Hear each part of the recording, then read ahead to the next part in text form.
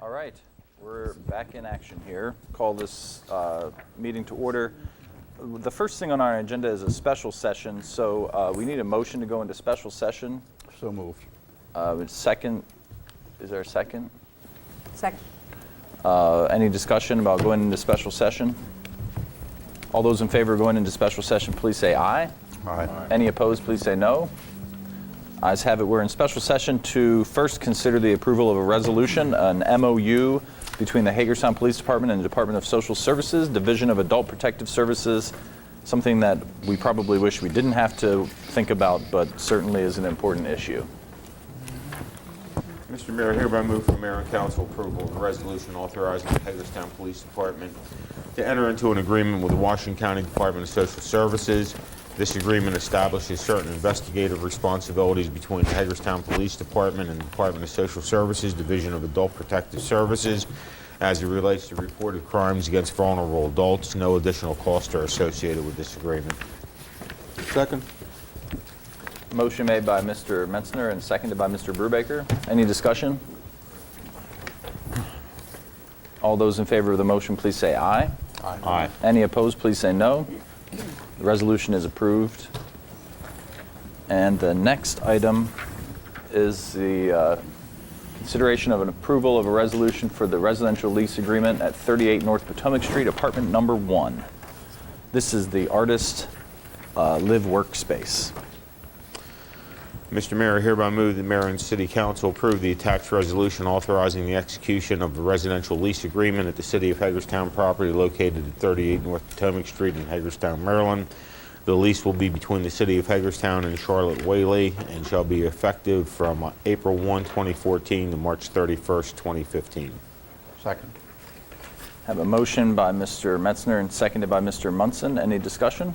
Hopefully we won't have a lot of qualifying calls there and lose our license. That's right.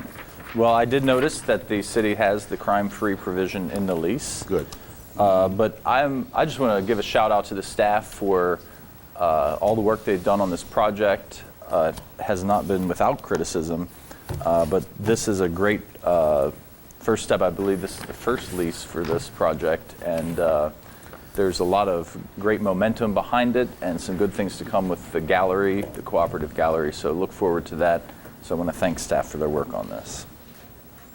I have a couple of questions. Go for it. Under the utilities, is there a reason the city is covering the cost for water, sewer, and trash collection? Is it typical? I can answer that. Right now, the water service to the building is not separated into individual units. So until such time as we do that, we are going to cover that and include that in the lease payment. So after this first year, that may change. That may change. If we are able to recover some money to separate those out, then we'll address it then. Okay. And then under number 14, care of premises. I mean, I know it's being written with this specific person, but it says tenant shall be responsible and liable for any injury or damage to the premises or to the person or property of any guest or other tenant. When I read that, it sounds like she's being held responsible for any damage to the property, whether it's her specific unit. But it says caused by the tenant or tenant's family, Yeah. which they would have that responsibility even if it wasn't in the lease. Yeah, I read that as like an or thing. Yeah, no, if they call it, no, but I think that provision. See what I would mean? require- After premises, it says or to the person or property of any guest or other tenant caused by tenant. I read it as an or thing, as if saying, you know, the first thing is one separate item, the second part applies to the person. We can take a look at that and Yeah. seek the attorney's advice. Okay. But it's not intended to be or. Right. No. Yeah, I understand what we intended to say. Yeah. Okay. Any other questions? Discussion? Don?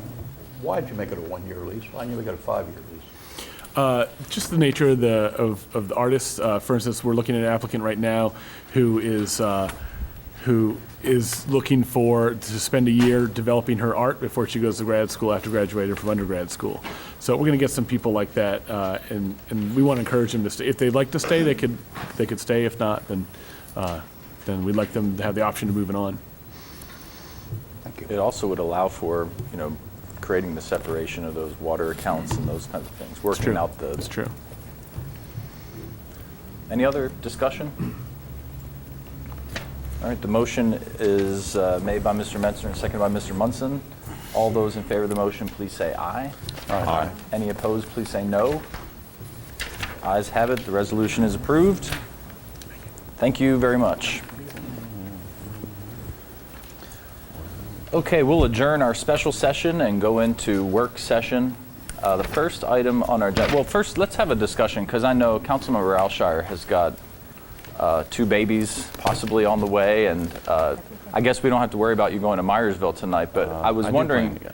wondering if we might want to move item number 7 up on the agenda for the sake of Mr. Alshire's involvement in that discussion. Is anyone opposed to that? The only thing, Mayor, I would suggest is I am assuming that numbers 1 and 2 could probably be done pretty quickly, and we have guests here. Right, well, that's what I was So I thinking. would suggest we go number 1, number 2, and then move 7 up to number 3. Okay, that's what I was thinking. All right, anyone else? Anyone have a problem with that? Okay, so we'll do that. We'll start with the Washington County Free Library. We'll have our Wheaton Park Summer Camp discussion, and then we'll talk about item number 7 and go on down the line. Okay. All right, at this time, I'd like to invite our friends from the Washington County Free Library up. Hello. And go ahead and introduce yourselves for the folks at home. I know Mary Bycan, the director, is down in Annapolis today, and wanted to be here. I know she did, so I wanted to make sure I recognized her as well. Go Well, ahead. We're pitch hitting. I'm Kathleen O'Connell, the Assistant Director. And I'm Pat Wishart. I do public relations and programming. Excellent.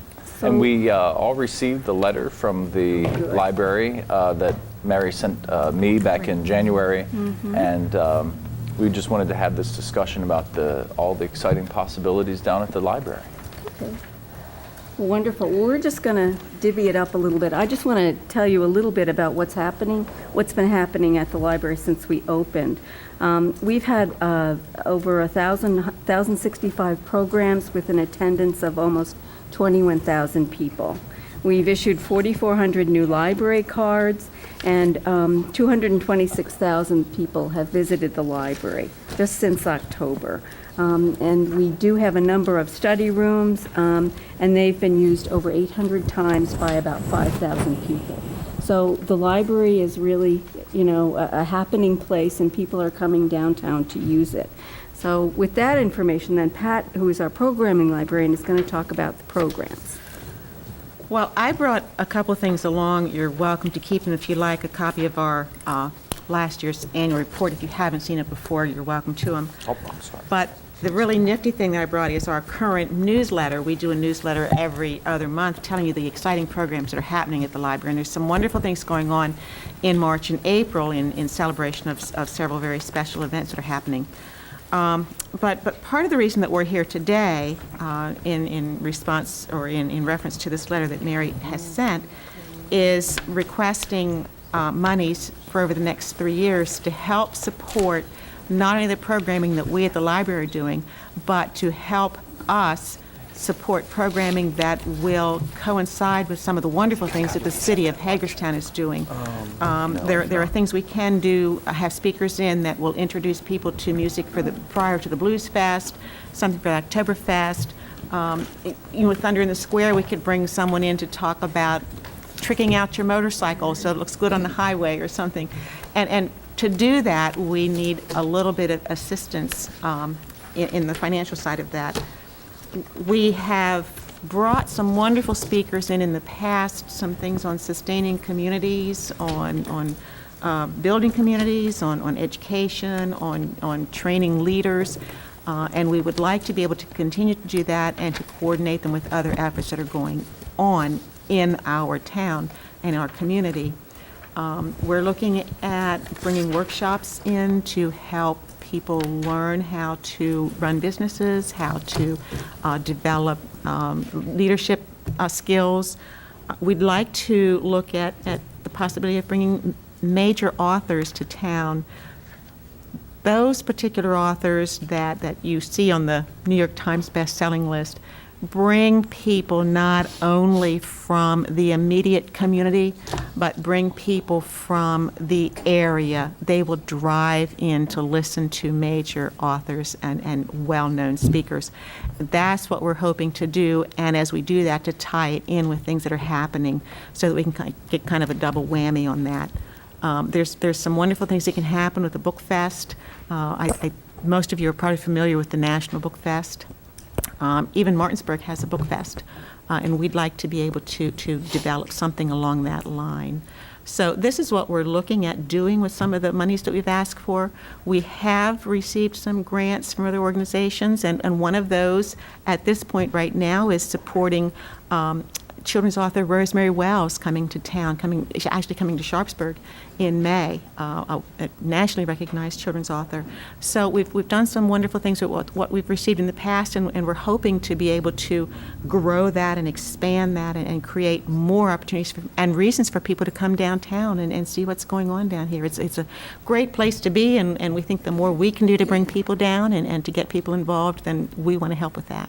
And I know you have also asked the county for more money, too. I just wanted everyone to know that Yes. you're not just asking the city for more money. No, You're- we ask everybody for money. Right, I was going to say, that's an We take ongoing no thing. prisoners. Right, absolutely.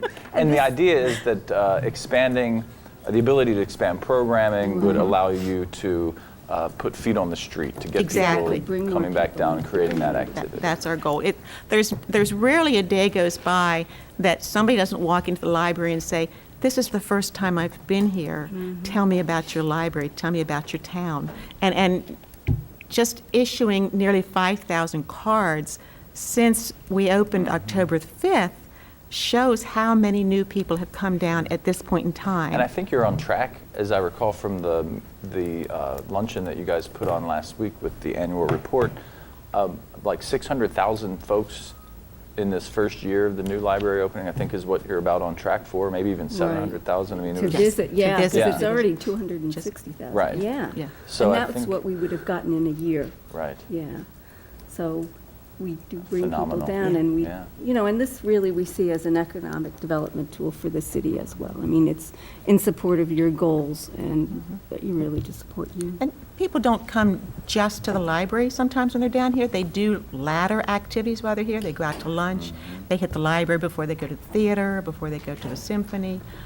So sometimes just getting them here so they become familiar with activities that are happening downtown, and they'll buy tickets to other events while they're here, does happen. And a good example of what these fine folks are talking about, and hopefully doing in the future, is something that Kathleen has been kind enough representing the library that we can talk about what we're going to be doing in the immediate future. And an example, this is the Bicycle Advisory Committee in conjunction with Bicycle Month, which is in May. We've been looking for years at trying to show a bicycle movie. Now with the advent of a new library folks who have the rights and have paid the money to have movies there, we're going to be able to have the movie in the community room there. And that involves the staff at the library, without batting an eye, offering to be there after hours, after the library closes, and that just speaks so much of what this library does. We obviously have significant financial issues this year, and it'll be discussed at the Right, budget. yeah. I think we all would like to give as much money as we can, and we have to look and see what we can do, but I can't tell you how much everything you all do is Well, appreciated. thank you, and we appreciate you looking at this request, we really do. Thank you. Well, I think we all here, I'm guessing, I think I would like to support your success. And, we're going to have a tough budget year, but I think we'd Right. like to. Is the rate of usage continuing? I mean, I know the visitors are, but are you seeing a consistent by month continuation after the Yes. new enthusiasm? Right, yes, yeah, it's Because I it's run been into amazing. people all the time that say they haven't been there yet. People you'd think would I have, know, and I yes. tell them to get yeah, down there and I use it. know. Well, and the branches are, like Williamsport is up about 12%. Okay. So the branches are seeing an increase So as the whole well. So the system. whole system is. Wow, that's tremendous. And I want to say, I'm going to keep saying it because of the Herald Mail headline, Parking is free for the That's first right. 2 Yes, it hours. is. It is. Absolutely. When you put up the gates, and they need gates to control that lot, to make sure that people aren't using it for park and ride Right. and for other purposes. But you have 2 hours, and most people do their library business in 2 hours. But if you don't, it's $1 an hour after that. Right. So, very reasonable. Yes. And we'll keep saying it. Thank you. Are there any discussions at the library about how to get people from the library to the restaurants and other places in downtown? I mean, I know you hit upon that a few moments ago, but if you have 500,000 people a year and you could somehow encourage 50,000 of them, 10% of That's them, true, yeah. to use the restaurants and the shops and the other services, that would make a big difference in downtown redevelopment. Is there any talk about that among Well, the librarians? Yeah, that's a good question. I mean, I think we do it informally. You know, our staff knows about downtown, and they recommend restaurants and that kind of thing done, but there's nothing formally that we've done. We haven't, you know, maybe even a downtown tour for the staff would be a good idea. Well, I would suggest even, I mean, we have great resources like downtown dining guides and things like that. An could easy have thing them to at do the is just library. have those, Yes, like a literature right. thing available for people by the Yeah. door or something that kind of lets them know what's out there. right, I've talked to The some- walking tour, we have some Right. great walking tour maps of downtown, Civil War walking tours in downtown, you know, a bike route map. So all those things would be great resources to have there at the library. Yeah, it seems to me if there's a handout, it's on us to provide the Right. handout.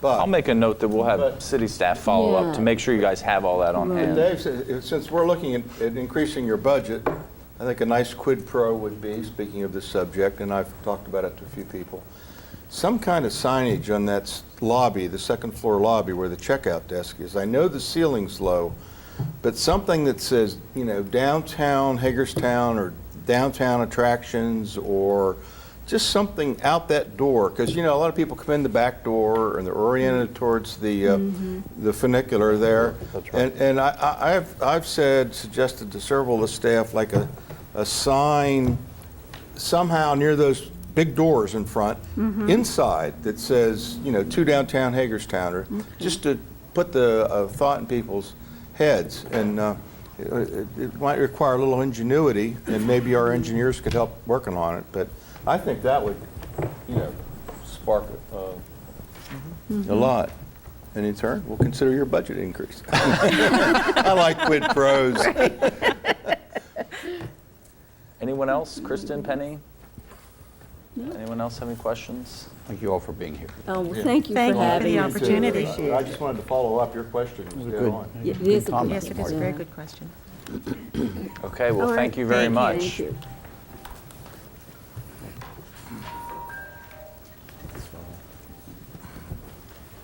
All right. The Wheaton Park Summer Camp funding request, I know Karen Cook is here, and I think we're also going to talk about summer play camps, I think, because those two are intimately combined. So you want to come on up, Karen? And also have, Absolutely. I'd love to hear from the kids. also got Marine Cook, Marine here from Girls From Inc. Girls Inc., sure. Yep. Marine Grove. How you doing? Good. Okay, we're here to request funding for our 4 summer camps that we have within our parks. 2 of them ran by the YMCA, 1 ran by the R.W. Johnson Recreation Center, and 1 by Girls Inc. You see in front of you the funding request, total of $73,439 for this year for all 4 camps. R.W. Johnson has asked for a little bit more money this year. They're planning on putting more kids involved in their camp. So we're here to answer any questions or get approved. Well, I appreciate you coming. I think, you know, in the past, I'm not aware that we've had any kind of process. It's sort of been an informal thing where, you know, requests are made, or if you were in the budget last year, you sort of end up in the budget this year. And I know there's been some expression of interest on the part of council members to have a more open discussion. But certainly, I think you've heard the talk about how tight the budget is. I honestly think any investment that we put in with our children, we're getting a whole lot of bang for our buck. And in terms of what the daily costs per child, when you think of all the trouble they're staying out of, the skills they get to reinforce, not only some of the academic stuff that is done, but just having fun and staying out of trouble is worth it to the community. Yes. So I want to thank both of you for being here and for the work that you do with those camps. Thank you. I have to say, when you look at that, I would have a couple comments. The number one comment I have is if we have limited funds for something, let's assume we do. And let me make an assumption right now, which may not be a correct assumption, okay? But if I'm going to assume for a minute that all three of these organizations provide a very good service, if we were looking at being economical, we would probably say that we would prefer to load the contract as high as we can for the group that's charging $5.08 per child versus the group that's charging $6.84 per child. So my only comment would be, if we have the ability to service 80 children at 508, I would be more inclined to want to expand that, and if we had to retract a little bit on the ones, it seems you get more services for your dollars. I don't know why we would not look at that as a financial situation. I would just note the difference in terms of time, especially considering Girls Inc. There's open a little longer, so obviously. Girls Inc.'s at 536. So you haven't Right. heard me mention Girls Inc. as being, they're at No, no, no. 536, and the Johnson Center's at 508. I think you make a good point in terms of what, the cost per pupil, if you will, or cost per child. But Lou, isn't that what's happened here? I mean, the 684 provider is dropped. I mean, not hugely, but it is dropped. And the big increase is at the 508. In terms You of the look amount at of the funding. chart, 2013 and 2014, down near the bottom. The yearly funding. No, right front there. You got it right here. They've increased the 508 provider. That's the one that's gotten a substantial increase. And the others have either been reduced or are holding place. Am I reading that right? Yes. Okay. I want to clarify one more thing, too. I think in Karen's memo, she said the ages of their children they're going to go from 5-year-olds to 6-year-olds. Yes. And I can totally understand why you do that. Oh, I understand what you're saying, Martin. The issue is we haven't approved it.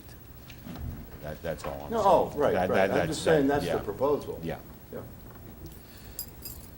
Any other, yes, Mr. Alshire.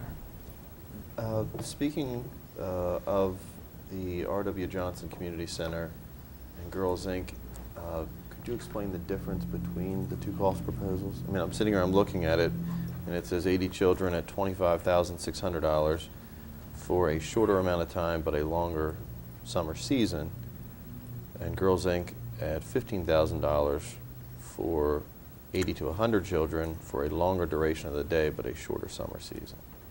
Is it just a makeup of the numbers, or Make up the staffing, that maybe. staffing level? Staffing level would be some that might come. Could be staff to Can just child Susan use your ratios question? or.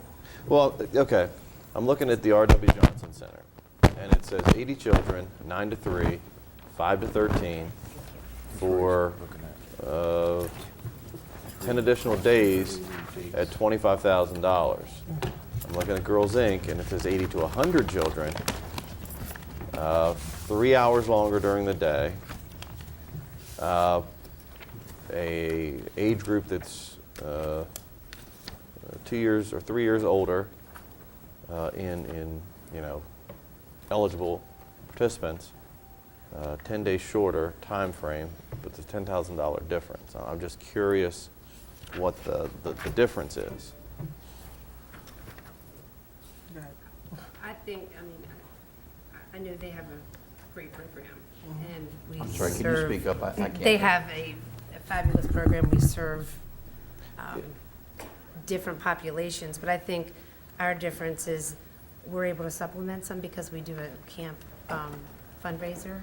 So Okay. we're able to use the funds we raise for that. So this is just the amount you really need. You're not asking for any more than you generally need. That's, Correct, for yeah. this. Mhm. Because I mean, this chart makes it hard to compare apples to apples because I don't know. Say that our program is completely Yeah. free. We don't charge parents anything.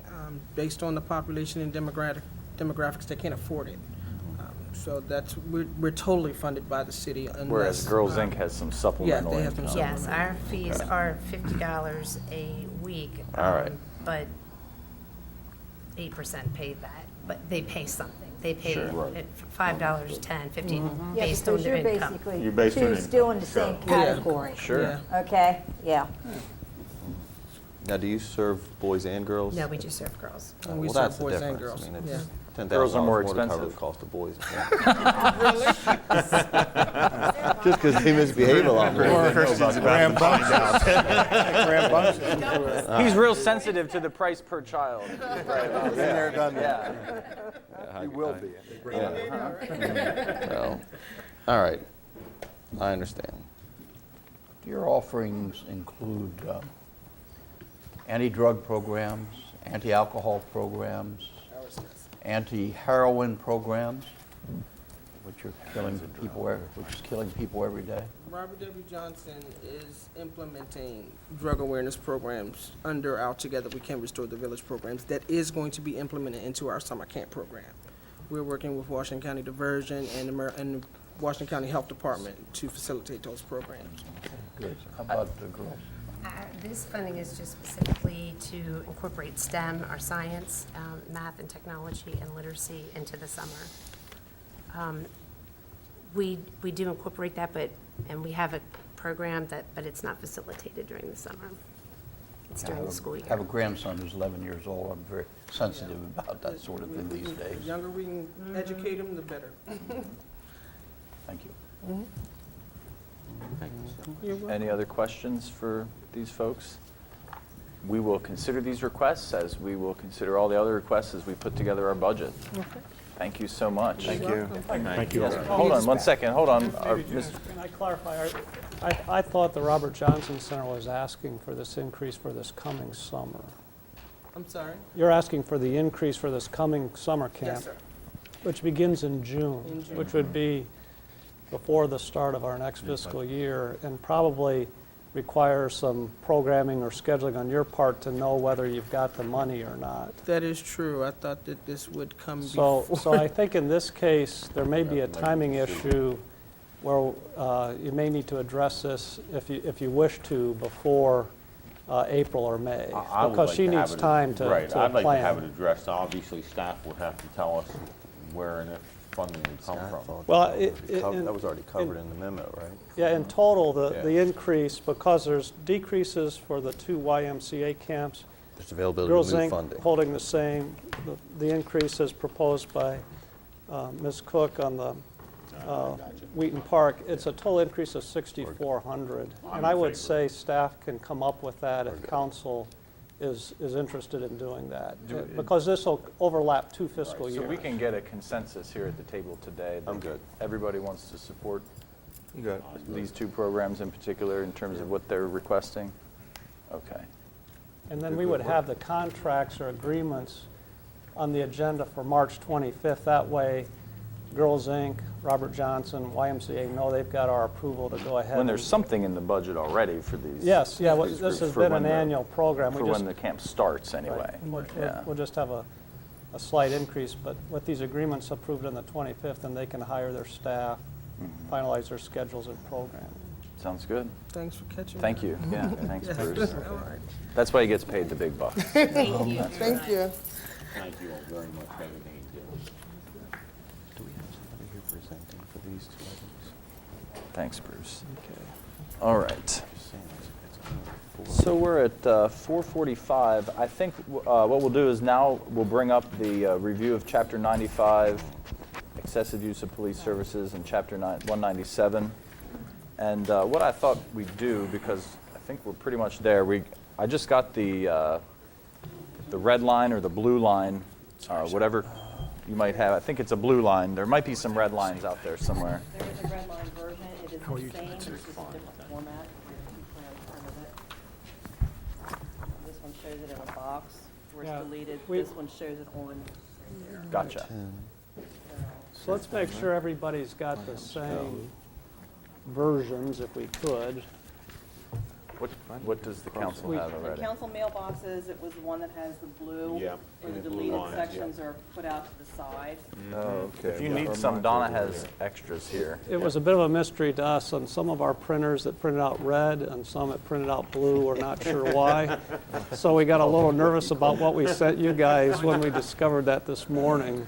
Called lack of ink. But I think we thought we sent you the blue based on what Donna. Yes, I did, Blue. and that's what I put in boxes. So, okay.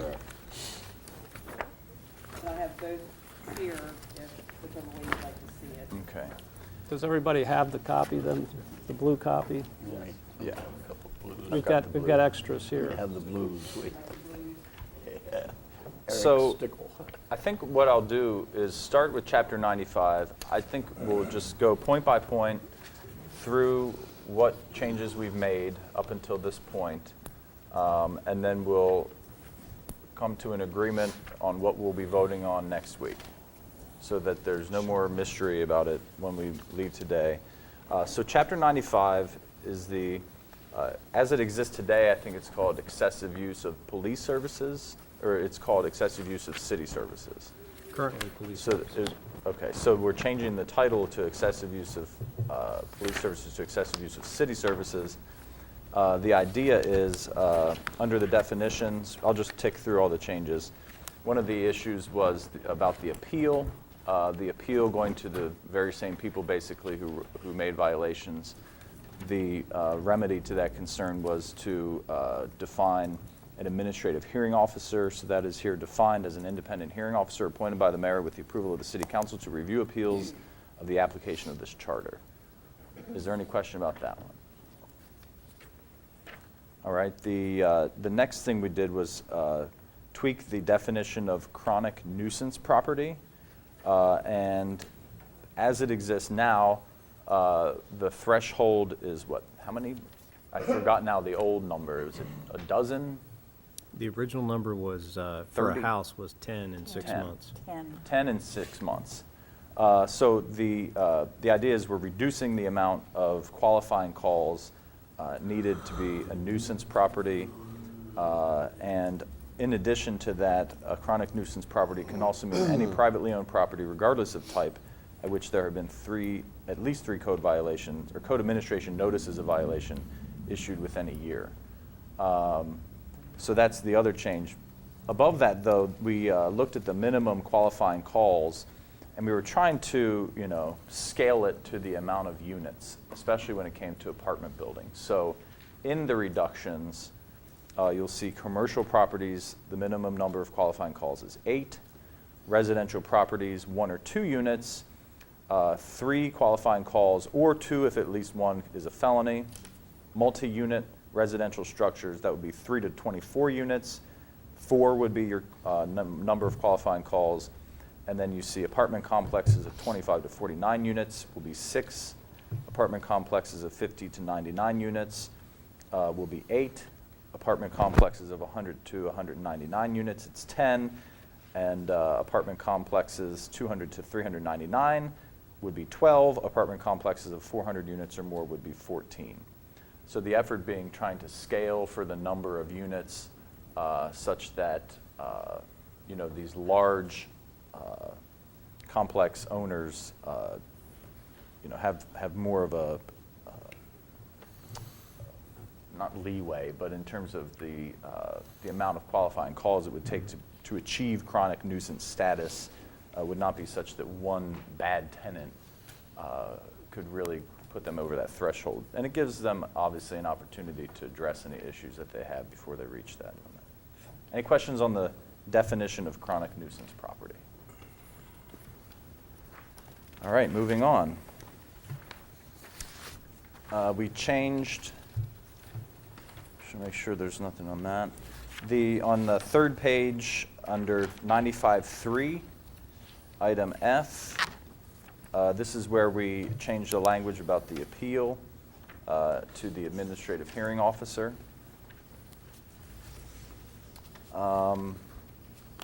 And then on the fourth page, under 95-6, we changed the language there, also dealing with the appeal, to put in the language of the administrative hearing officer. So just so everyone's clear, in order to achieve chronic nuisance status, you will have had to have these qualifying calls, which currently are already on the books, but the chief of police and staff have brought to our attention that the way it is now, the way it currently exists in the code, it's not being enforced because a lot of properties aren't reaching that minimum number of qualifying calls within that period of time that it's described. So we really, the staff feels, I think a majority of us feel that reducing this threshold to become a chronic nuisance property is really important to getting some teeth into this particular provision of excessive use of services. The idea being that if you are requiring police or code enforcement staff to have to visit your property on an ongoing chronic basis, that you are using an excessive amount of city services, and after the third qualifying call or whatever amount of qualifying calls it is, you will have to pay a fine or a fee associated with those excessive calls. So that's the idea behind the changes being made in this chapter, just to summarize. Any question about Chapter 95? Obviously, yes, sir. With what you just said, but with the tacit understanding that some of those calls, I think this is a concern of the landlords, are not real calls, that they're perhaps neighbors who have it in for the landlord or something like that. Well, I think that's where, again, Police is going to have to use some common sense when they implement this. I think they do Absolutely. use common sense. Oh, they do. Sure. When the monitor, and you I don't could doubt- listen to the monitor when the monitor was, and you would hear, is it a qualifying call? Okay? Yeah. Oh, yeah. I don't doubt that, Yeah, but I this is just want to routine. make that point so that the landlords Oh, yeah. would understand. And the chief That's has the attitude. The chief Understood. has his staff well trained on this, and okay. Any other questions on Chapter 95? All right, 197. Again, this is a currently existing part of the code. We have a rental licensing code. It's been in place now for what, 10, 12 years? 11, sir. 11 years. So again, we're amending a current part of the code. I'll just again go through the changes as they're noted. In definition, because the idea was we didn't want to punish people who were doing the right thing and maintained good properties already, the certification will come about when they apply for this rental license. So they will basically sign off that they understand what the requirements are of the city code in order to be a landlord in the city of Hagerstown, that being the provisions of Chapter 95, 197, and any other applicable parts of the city code. And therefore, they will get their certificate of crime-free housing along with their license at the get-go. And we will Yes, sir. have a public information campaign and documents and materials. Absolutely, I sir. suggested a DVD of the training session available when that happens. Right. Okay. Yeah, so in other words, we're going to get the word out so that everybody knows Well- what the requirements are. Well, and so it's harder to say, well, I never knew. Right. The material's there. I still think that there's ample room for staff to work with the organizations, the realtors, all those people to work together to educate those communities about what's going on. My observation is that most of the problem landlords that we have aren't members of those distinguished organizations. And so, again, we have to look at where the issue is. Let me ask one question, Sure. Chief, please. My understanding is that when this is implemented, Jerry Kendall is going to become full-time involved with this. Is that correct? That's correct. Thank you. So that's the change in definition A. We took out the requirement of the seminar. If you flip the page then, just going down in the list of changes, reasonable steps. So the idea that you would somehow lose your crime-free certification or even your rental facilities license only comes into play if the landlord is somehow not taking reasonable steps to address the nature of the qualifying calls coming in about their property. So let me just read the whole definition. In relation to subsection 197-9, enforcement of the crime-free provision, reasonable steps are measures instituted and or supported by the owner to proactively and progressively respond to receipt of notice of HPD qualifying calls as defined in Chapter 95 and or a chronic nuisance designation. Such measures may include, but not limited to, be limited to written notifications to tenants, use of no trespass letters, legal remedies, and or additional training for the owner. Reasonable steps include communication and cooperation with HPD. So, and the way I understand it, and it's written in here, that even after the first qualifying call, notice will go out from HPD, and correct me if I'm wrong, that a qualifying call has occurred at your property. So even from the first call, there's necessarily no consequence, but there is an expectation that if we're going to communicate this information to you, you as a responsible landlord and property owner are now need to do something.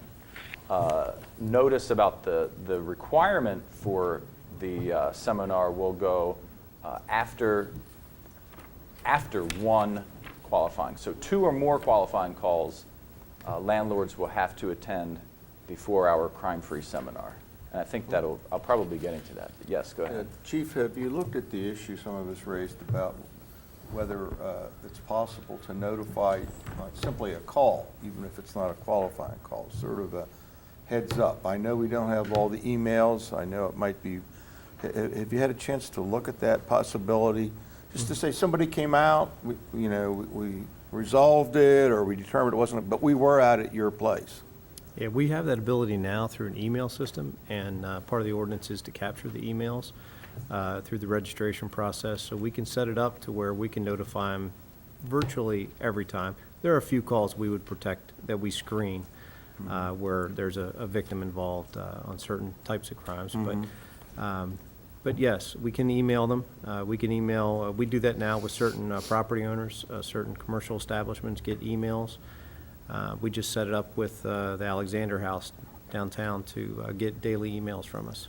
If we go there, they know. Because this wouldn't be to harass them, it would be to inform that we showed up, we resolved it, but we were there, Right, and it'll say whether or not it's a qualifying call in the email. Yeah. If it is a qualifying call, it'll just say yes, and then it'll be followed up by a letter. If it's not, it can just be a straight email, and that'll be an opt-in program.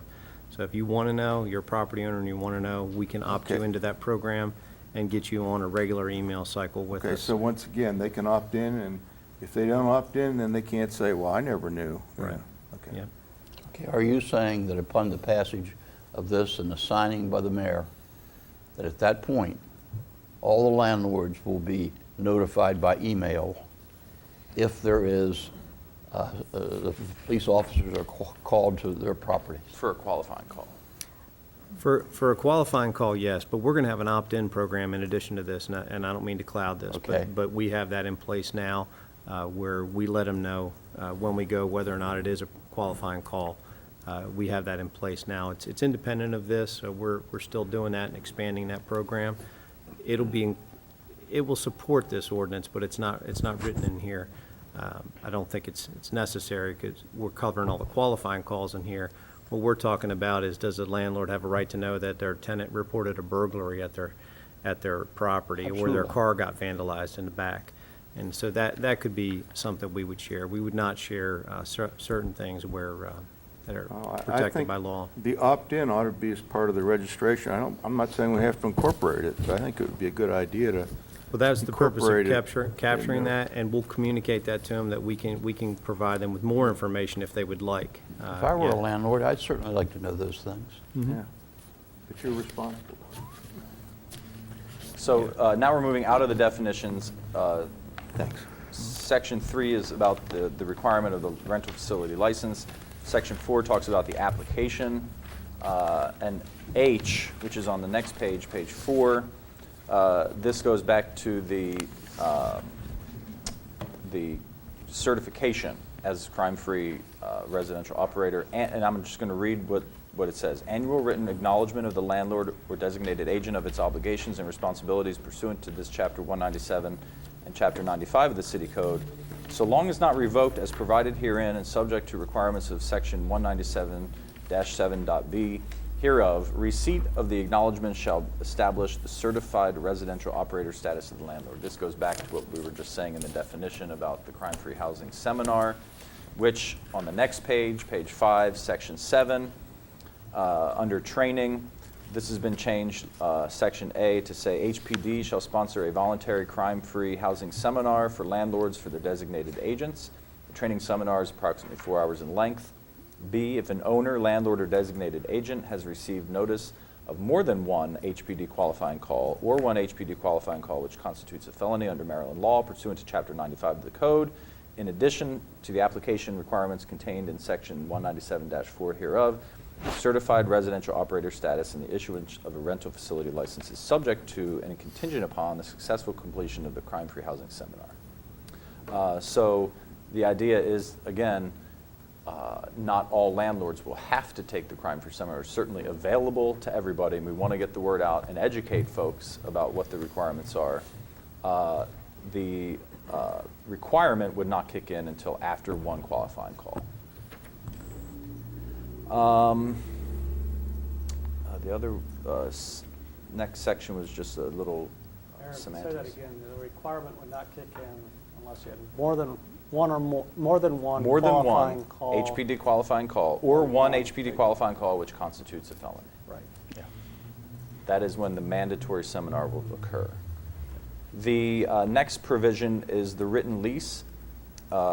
Written leases will be required beginning July 1, 2014, or immediately upon the termination of then current term of tenancy for a particular unit existing on said date. A landlord or designated agent who offers a residential unit in a rental facility for rent in the city of Hagerstown may not rent or permit the occupancy of such a unit without using a written lease or a written lease extension. There's some other provisions there that they comply with state law. And then we have the crime-free provision, which remains, and I won't read the whole thing, but the idea is that there will be a provision in the lease letting every tenant know what the expectations in terms of their behavior and what the section of the code refers to in terms of chronic nuisance. So again, the idea being that we feel, or at least I feel like a majority of us feel like, I don't know if anyone really objects to having this provision in here, but we feel like this not only protects tenants, but it also protects landlords, so that everybody knows what the expectations are. It's very clear, and everybody has a written lease. There's no excuses. Enforcement, we talked about how one might lose certification. Nothing really changed there. Actually, we did delete number 4. We deleted number 4. The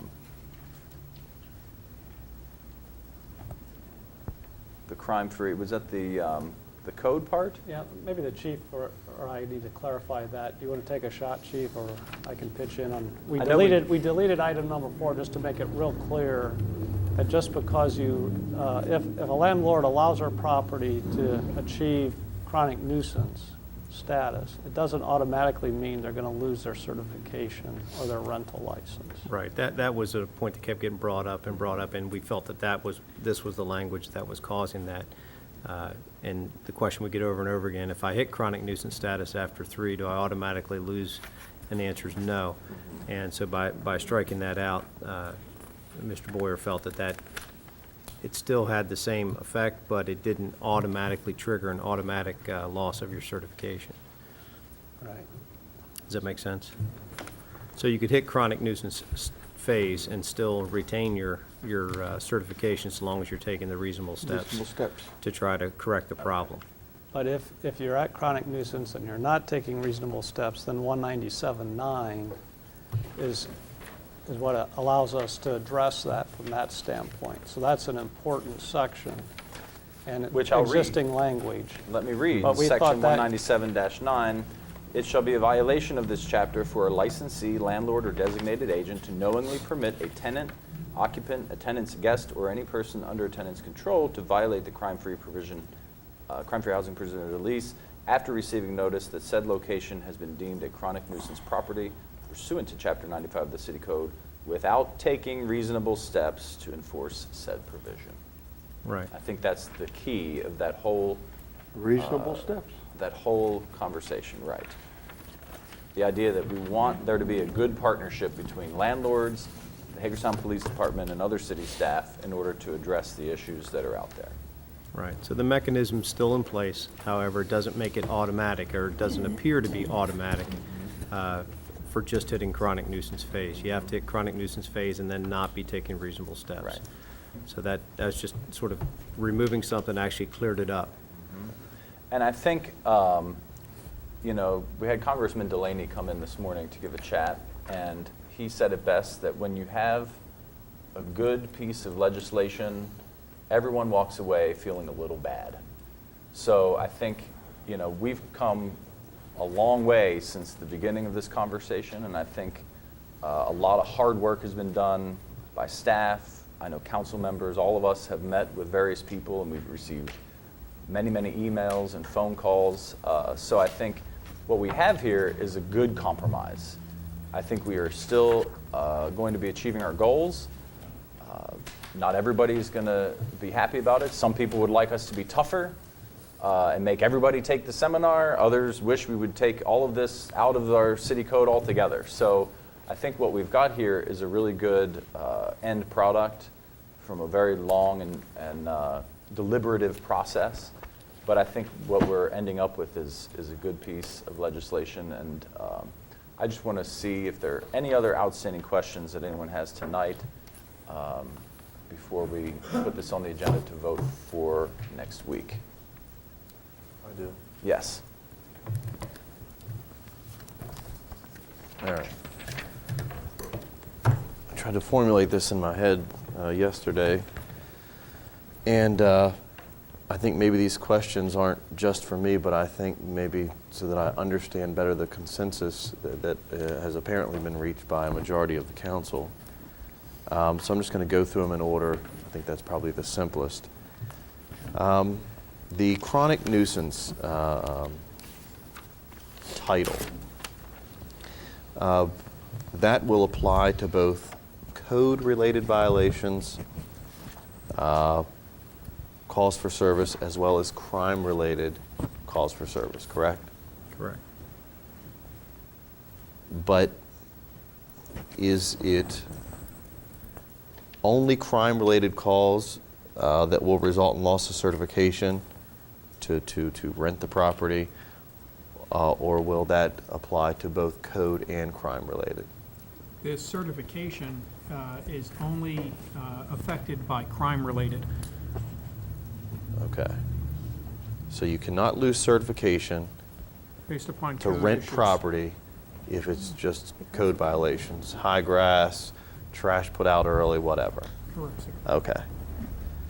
The second one, the publication of names, is that taken off the board? Did we make a determination that only those crime-related chronic nuisance properties? It was only crime-related that would Okay. be published. Okay. That was based on those February decision. Yep. Yes. Like I said, I got these sort of 10 points, and I'm just trying to go through them. And for me, I'm checking off these 10 points, and if enough of them for me pass, I'm fine with it. If they don't, then I'm not. Now, I don't know where anybody else is, but that's... We just got to get 6 out of your 10. Well, maybe higher than that. And that'll occur on an annual basis. Yes, sir. Okay. And the publication will be both the owner and the management firm, or just the owner or just the management firm? The reason I ask that is we had a recent incident in the North End where that property was investigated through both crime and code-related issues. And, I read the management firm's information, which says they check on these things, every other week. Clearly that wasn't occurring. But you got this couple that lives in Virginia that owns the property. So my curiosity is, as important as it is to publish, the address for that crime-related activity, we obviously want to hold accountability to both the entity that says it's going to manage it in a certain way that hasn't, and the owner who is depending upon that management entity with a certain degree of absence to that. If I could, Chief, on that, I would suggest that it be whatever we have in our records. So it would be owner and the management company, if we have that in our records, where a management company is signed saying we're responsible for the My property. recommendation would be that both get published. Yes, and from an administrative standpoint, we would do that. Okay. The requirement for a city-directed or city-administered class, I'm assuming or understanding that that is somewhere in the neighborhood of 4 to 8 hours, and that that's voluntary and will only be implemented or will only be mandatory once that property owner, landlord, management entity reaches the specified number of calls. Yeah, it'll be a 4-hour, up to a 4-hour class is how it's written, and it'll be voluntary, and it'll be mandated if there's more than one qualifying call. So the first one, they get a pass on. If they get that second one, then they'll have to come into training. So it becomes mandatory after one call? After more than one call. On your second call, Right. 2 or more calls. Two or more. Unless one's a felony. All right. We're up to 4 now. No, I thought we were at 3 calls. Well, and I'm if I saying can, the fourth if I item can on your add list. something. I know, but we've backed that down. Training before it's chronic nuisance. That was the point in that it was felt that if you wait till they're in chronic nuisance phase, it's too Right. late. And the ability to Okay, react. and that applies, and this question came up in last week when we had this discussion, because I'm reading these changes in numbers where you associate it with so many units within a structure. Was the more than one an attempt to address the issue of it being a unit-related issue? Yeah, it was targeted at that unit-related issue because that's the majority of them that we deal with. Okay, so backing it down from 3 to 2 was a way to target it on a unit-oriented basis, because what I'm reading here is an apartment complex, 6, 8, 10, 12, 14. I'm assuming that we're not going to wait till 14 calls for a X number unit plus place, but only 2 calls to a 20 unit place. I'm trying to understand the logic. If there's In a terms problem of- with a unit within a structure of 100 units, it's no different than if there's a problem in a unit with a structure of 10 units. It still has the same impact to the folks within that property. I don't, so that's what I'm trying to clear up. Let me clear that up then. It's not tied to a unit. It's not tied to a unit. That was sort of the idea of getting them in before. In other words, the chronic nuisance at the lowest level can kick in at 3, and we wanted to hold it 1 below that at 2. Now, the other larger properties get more chances. They get more qualifying calls. But there was no discussion as to whether or not they would get more qualifying calls before they would be required to come to training. We're not dealing with a whole lot of properties at that scale, at the larger scale. But the discussion was centered around getting them into training before they hit chronic nuisance, and the lowest common denominator there was the 3, so it was at 2. So- I think his basic concern is, So are the let's chronic just nuisance use the calls example. tied to the unit or tied to the Right, my example premises? is if, let's say Washington Gardens, let's just take that as an example. Are you saying, let's say Washington Gardens has 400 units. Are you saying that it will take 14 calls to that property before the chronic nuisance issue triggers that mandatory process of compliance? No, sir. I mean, as it's That's written. what I'm trying to figure out. 2 for the unit, right, for the mandatory education. but it would take I'm trying to figure 14 out. calls, right? Yeah. Or if they were separate units, so if you had. I don't know, I'm trying to figure that out. Doesn't matter how many units or where the calls come from. If 14, Right, if I'm looking at chapter 95, under chronic nuisance property definition, yeah, you have numbers 4, 6, 8, 10, 12, 14. I'm trying to figure out what actionable step is taken at these respective numbers. this is when you achieve chronic nuisance status. Right. More than one qualifying call, the owner or agent has to come in for training. Okay, regardless of number of units. Yes, in a That's how it's property. written. Okay, That's how it's written. That's what I'm That- trying to get And then clarified. the chronic Okay. nuisance window, the ceiling got happens raised. at 2, Right. 4, 6, 8, 10, 12, 14. Right. Yes. Right. Okay, Is that okay? yeah, that makes sense. All right. Let's see. This mandatory provision of chronic nuisance is achieved. It is not determined clear at what point the certification is removed and expiration means. Okay. So once a property reaches that level and they get that, they go through that mandatory process, my question is at what step after that, because it really doesn't say in here, it's sort of what step after that do you take action? In other words, I'm a property owner. I've got a 10-unit apartment building, and I've now had these number of calls. I got to go through this process of mandatory, certification.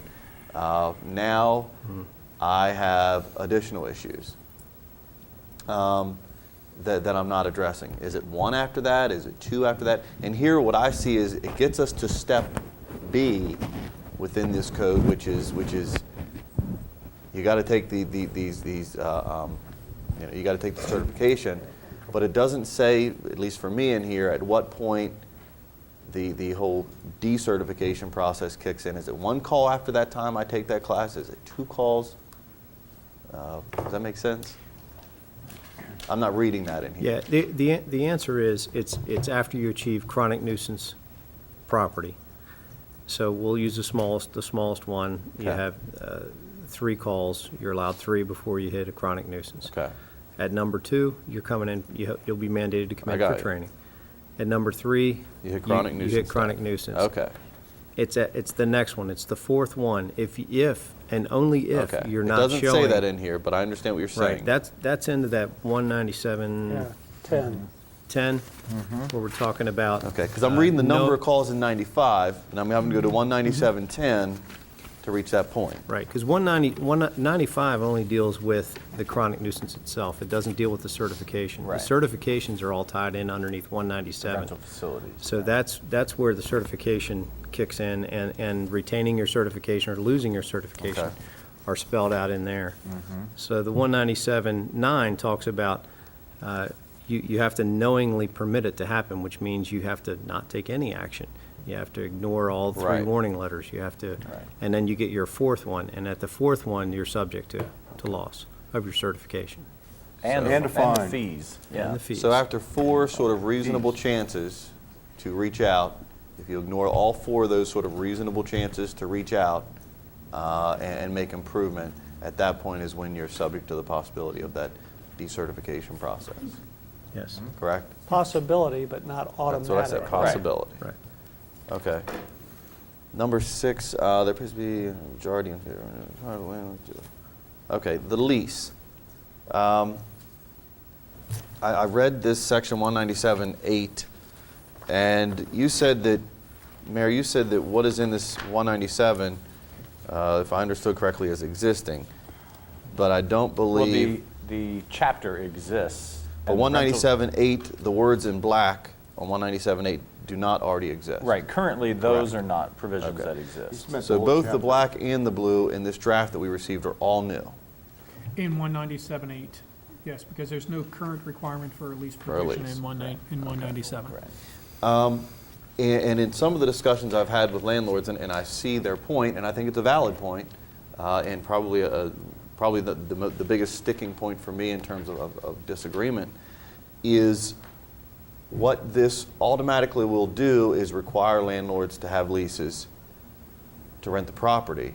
which will automatically provide for the opportunity for the tenant to have greater standing in that legal court process when a landlord goes to remove that tenant.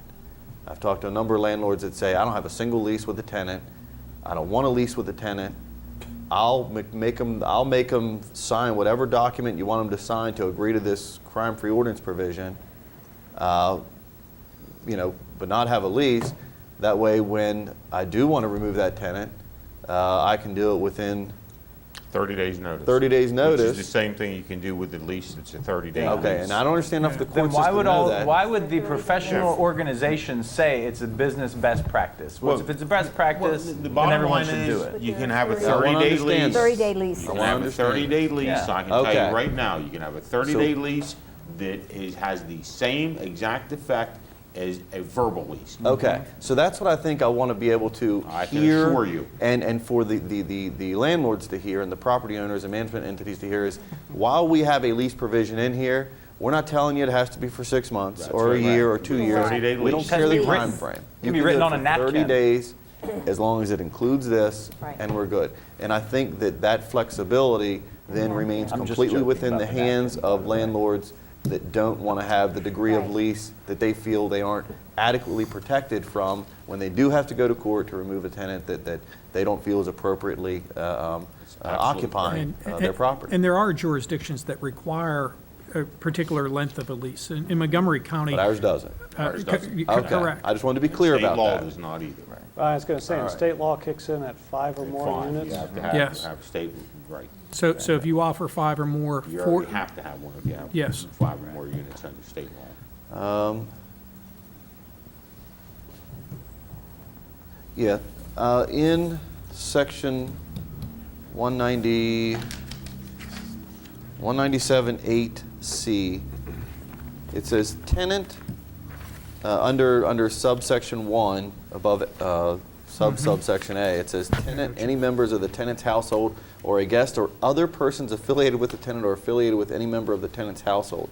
When I read through this section, I didn't read down into the section where it says when they're under when they're there for that person. I mean, if I'm John Smith and I live, in apartment 2 down here, and Jimmy Jones happens to pass by, and I happen to, know him from somewhere. When I read that's a pretty broad statement. I'm assuming that the onus is going to be on us to prove the correlation. When I read that, it reads like this guy that lives down the street that I happen to know, is within my vicinity. I'm assuming that there's going to have to be some correlation to say, he may say, yes, I was going up to his house, and I say, I have no clue he was coming up here.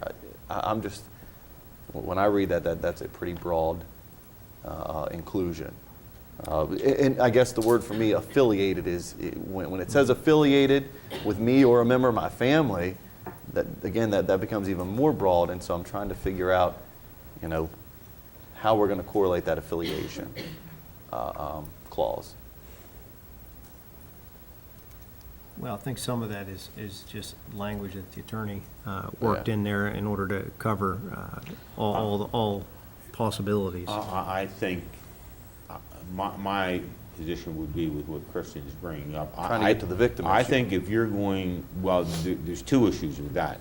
One, this does not address what we've already discussed before, which we've taken care of in the one definition of domestics. This would be a breach of the lease if the husband assaults the wife, or if the husband abuses the child. So I don't know if there's some way we can, you put or committed disturbance is defined. I forget what the definition. We had a provision taking the domestic out. Yeah, but we don't hear.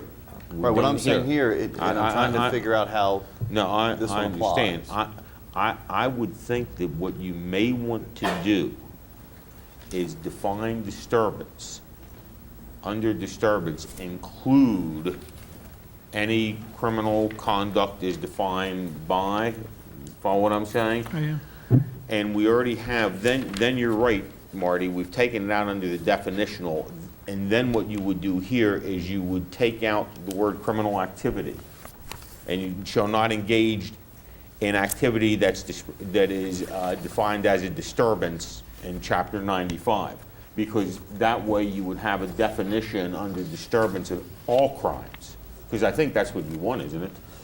You want to include all crimes, don't you, other than just So you're these saying disturbance things? in subsection A, instead of criminal activity, you want to say disturbance as defined in Chapter 95?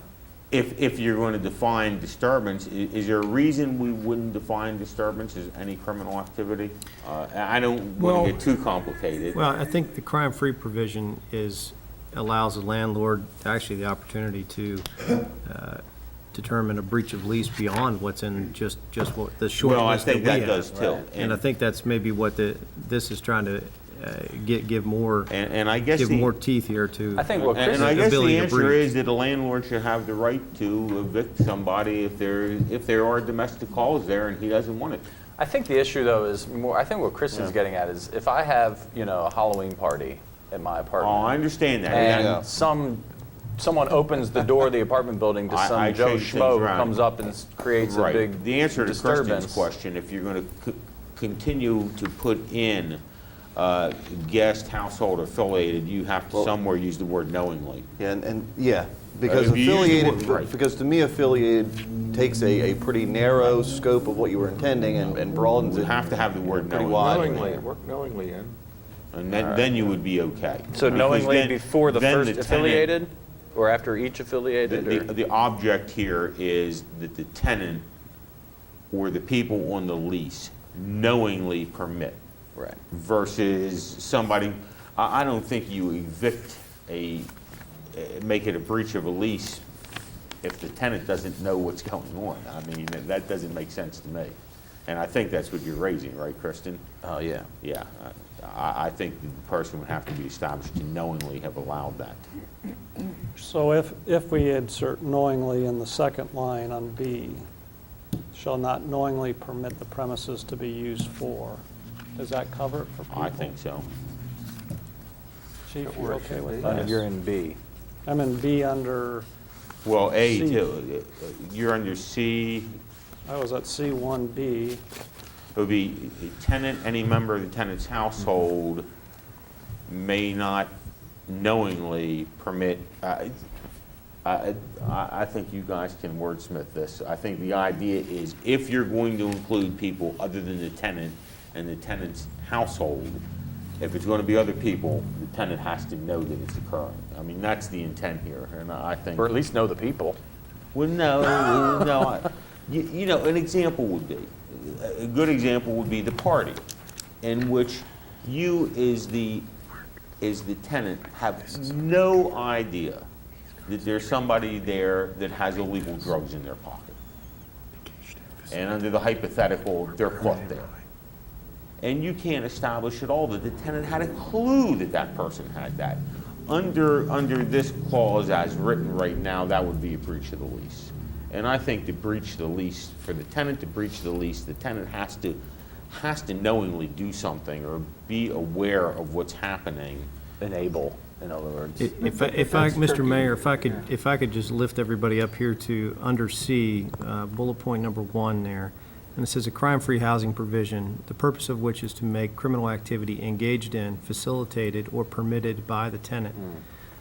So we might have it there.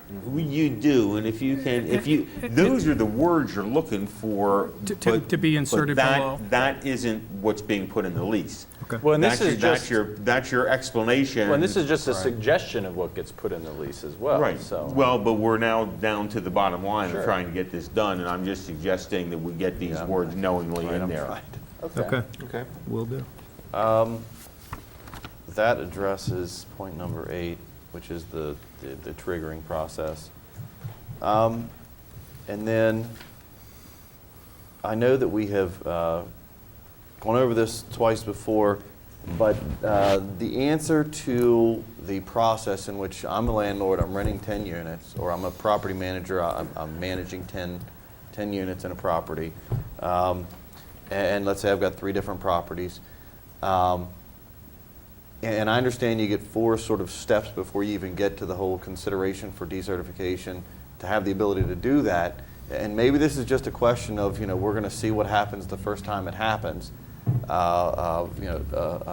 response.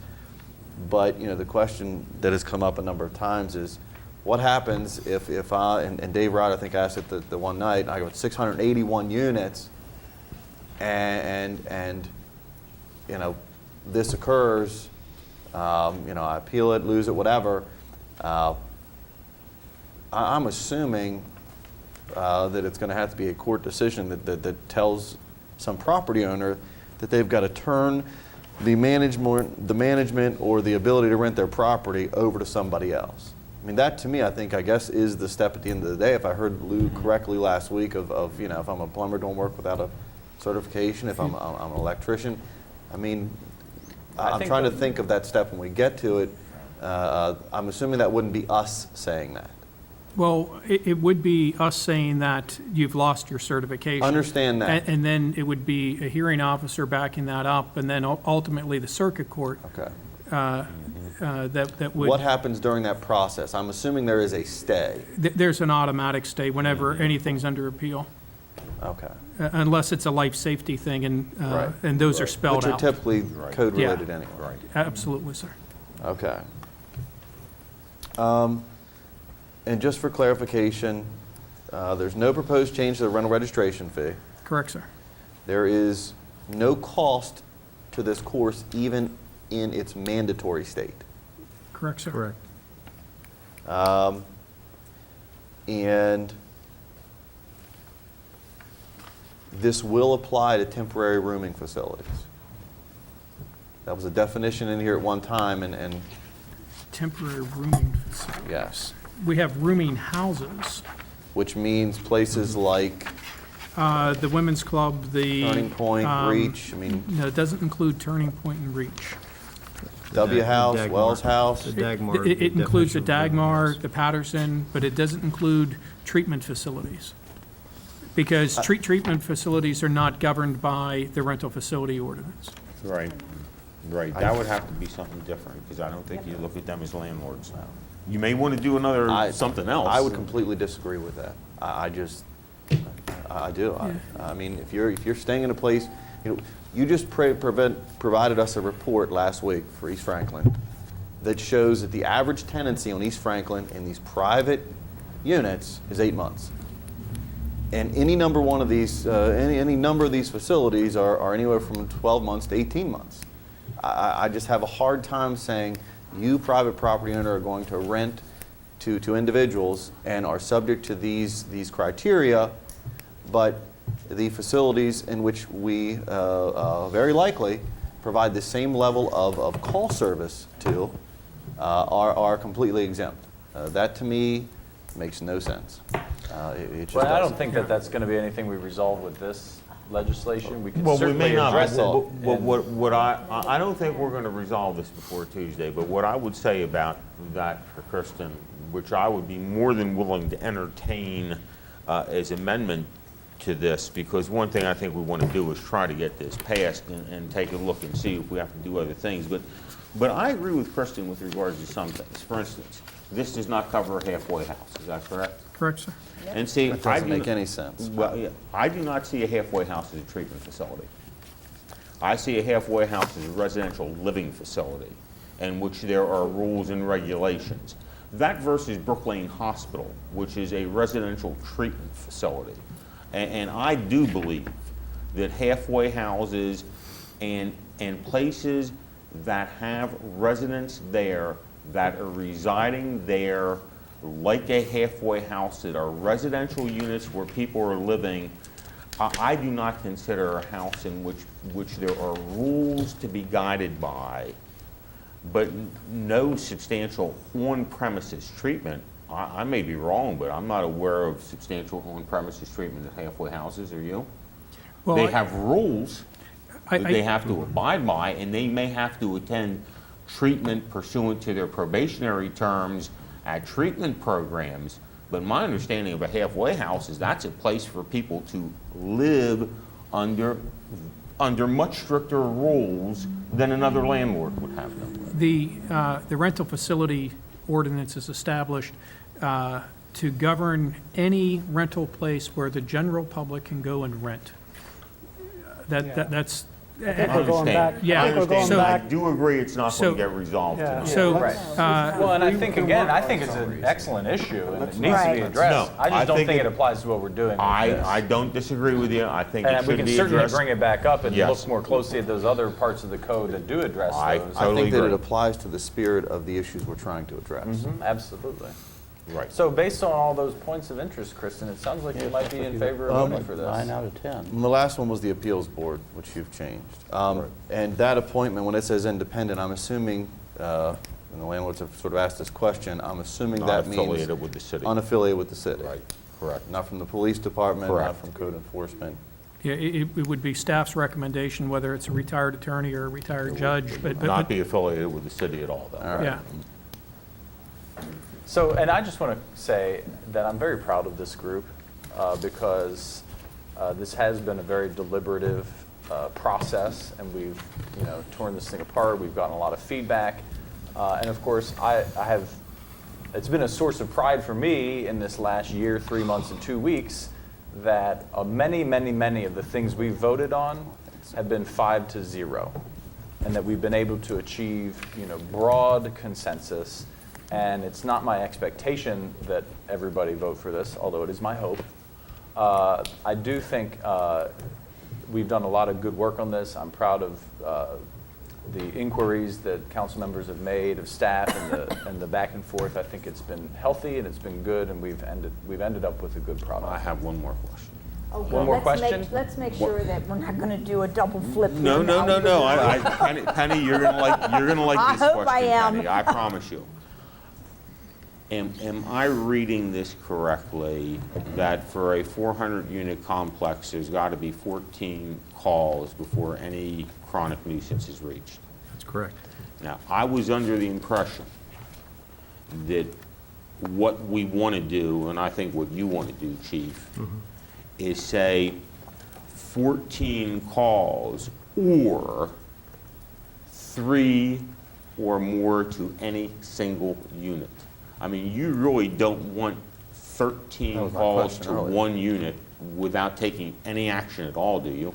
So there's a 400-unit complex, and Unit 3A has had 13 nuisance calls, That was my question qualifying earlier. nuisance calls to that one unit, and you guys haven't been able to do a thing about it. If you're asking me to make it stronger, sure. Well, I'll that's, go along that with was my if- question no, earlier. I thought that's that's what you why I said. said, Penny, you would like my question, because, yeah, I think that it should be 14 in the total complex, or 3 in any one unit. And, Now, and where do you want to have that provision kick in? Right there in that At definition. 25 to 49 right there units, in or the- only wait, for wait, 400 or more? In any. No. This is my point, because I don't want to make it too complicated. But any unit anywhere in this city that has 3 nuisance calls to it should rise to the chronic nuisance property. Now, let me say something else, though. You get 3 calls to this unit, and you get 3 calls to this unit. Those are just those units. You still haven't gotten up to your 14 yet for the Still not a total. chronic violator. Well, it is for these units. If they don't do something about these particular units, yeah, they would be. Unless I'm wrong about that, I can't imagine why we would want a single unit to be able to get 13. Unless one unit. Unless. That's right. Right. So that what we don't want to do is have somebody who has all these multiple units get nailed because And is 5 this- different units have 1 call apiece. But my question is, do you want it to kick in at multi-unit residential structures, 3 to 24 units? Yeah, Okay. absolutely. Absolutely. I don't have a problem with that. I have 2 people expressing interest. Are you okay with that, Penny? 4? Let's make sure we've got this right. We're looking at 95 to Definition. definition of chronic nuisance property. You got minimum number of calls. Right. And what should be, and again, I look to staff and council to wordsmith, okay? But the intent is, there should not be an apartment unit in the city that is allowed to have more than 3 calls before this kicks in. So let's, Okay? so let's- So you could have 13 calls at apartment complex with 400. If there was one call to 13 different units, you haven't kicked in yet. Right. But if you have 3 calls to 1 unit, And you're not doing anything about it. and you're not doing anything about it, that's a problem. And believe me, if you ask the people that are living in the units next to them and you tell them, well, geez, 13 calls, I mean, this actually makes it worse than what we have now, because right now it's 10, and under this, that unit would get 13 calls. I don't think that was anybody's intent, and I think that we talked about that Right. before. okay, so if we look at multi-unit residential structure, 3 to 24 units, it would be 4 qualifying calls per structure, or No. three Right. qualifying calls Oh, per per structure, unit. yeah. Right, I thought you in said other per words, unit. what's after I residential? just want to word this No, real precisely. you What got after, it. what is after residential property applies down the board. Yes, That's correct. that's what we're shooting for. That's Yeah, correct. that's the way That that's or- the question I was asked, that's how I understood you saying that's how it would apply. Well, actually, no, that, you bring up a great No, point, we because weren't- that was Okay, not well, how It it didn't was come going up, to be but right applied. now, this is per structure Right, or we- per complex. And again, So- you got it right, Bruce, you have it right. It would be 4 or 3 at 1 unit. So It 4 would per be structure. 6 or 6 or 3 at 1 unit. It would be 14 or 3 at 1 unit. So if we had 6 or 4 per structure or 3 per unit, or 6 per complex, 3 per unit, You got it. 8 per complex, or 10, or, yeah, 8, Right. yeah, or, no, a bit, 8, 10. 10, 12, yep. 14. Just put or per 3 per unit. Or after 3 each per one. unit after each one of them. Do you- Right. And I would say, do you want or 3 per unit, or do you want that language right there, 3 or 2 if one's a felony? Do you want to carry that down the line? I think you'd want to carry that down on the line. Just When this, done, just you know, I this don't- little, I would carry that same I would carry the same down language. through. Yeah, that way I it's would carry the- consistent. Yeah, I would from carry a the single same unit language. to an apartment complex. So we'll insert that, we'll add that 3-2 language, which does strengthen this, which Yes, substantially. I think that's a- Oh, well, matter of fact, good the thing. reality is we've weakened it if we don't do that. Let me just ask a question I thought I addressed the whole. of the chief. okay, so. With this new language, chief, does that mean that that people who live under this are going to be reported in the paper ultimately? If Are they're going to be pro- published?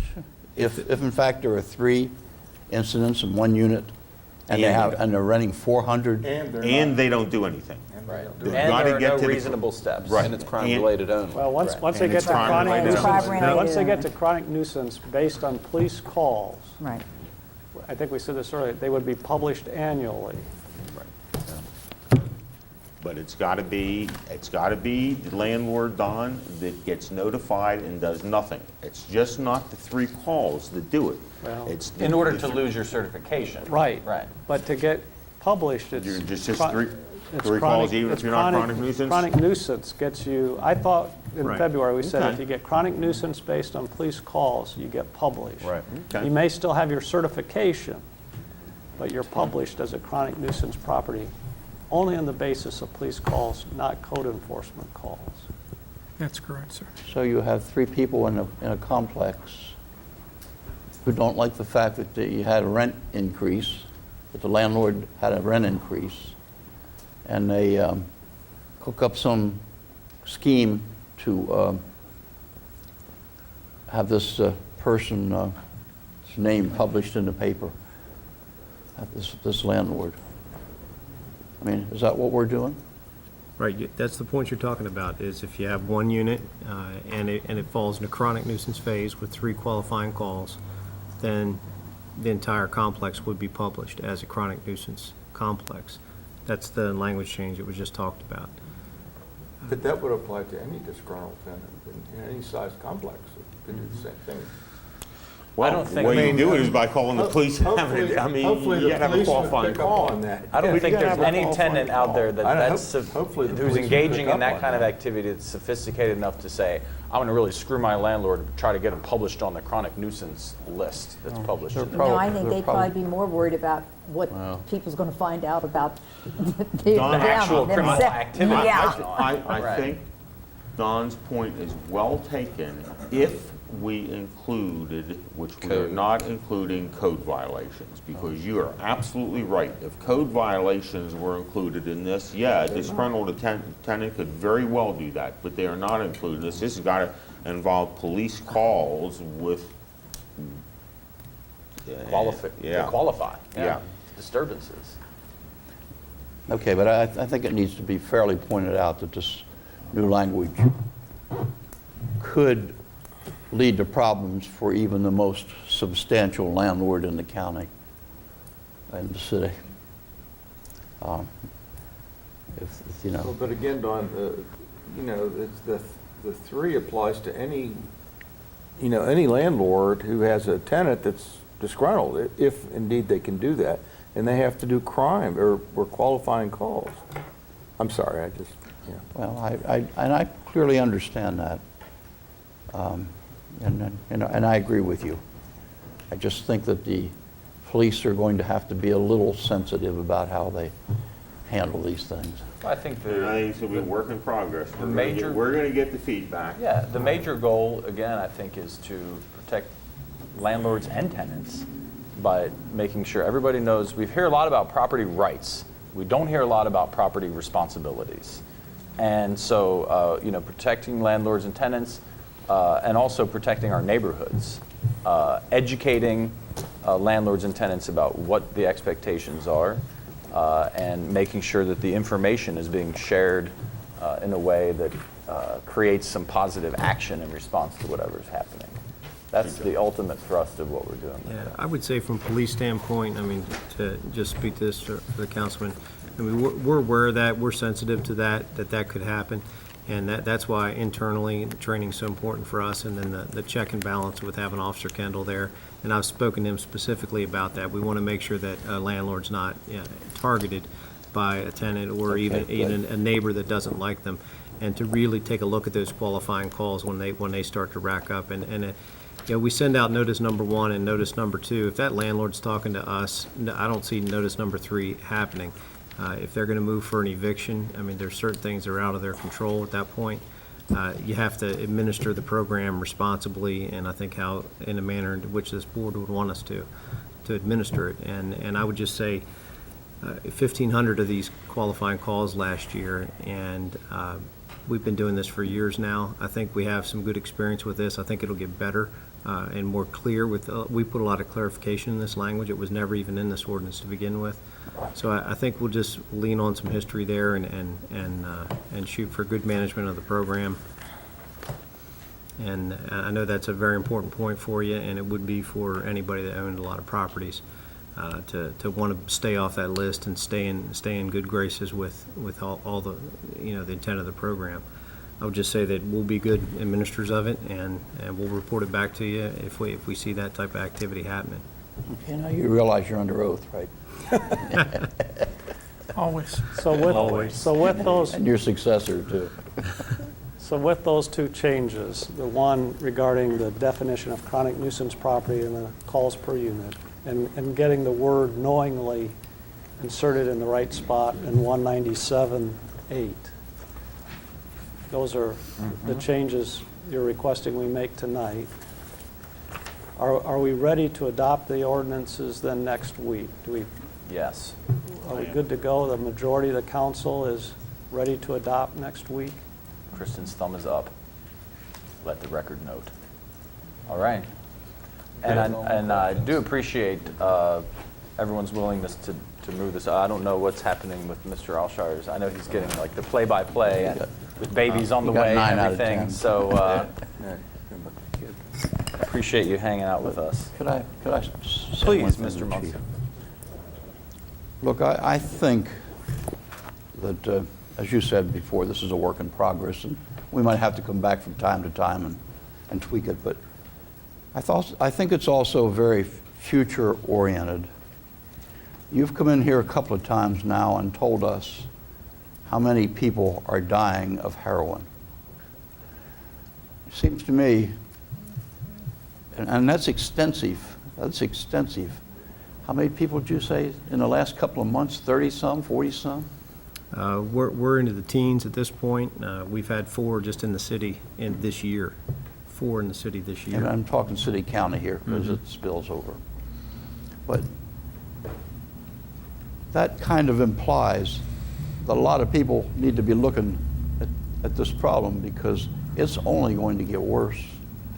I heard, and you probably know a lot more about this than I do, that Harrisburg, Pennsylvania, and Gettysburg, Pennsylvania, both of which are our close neighbors, have been declared ultra high crime areas as a result of drugs and I'm sure gangs. It's only a little distance from there to here. And we've got somehow to prevent that from happening.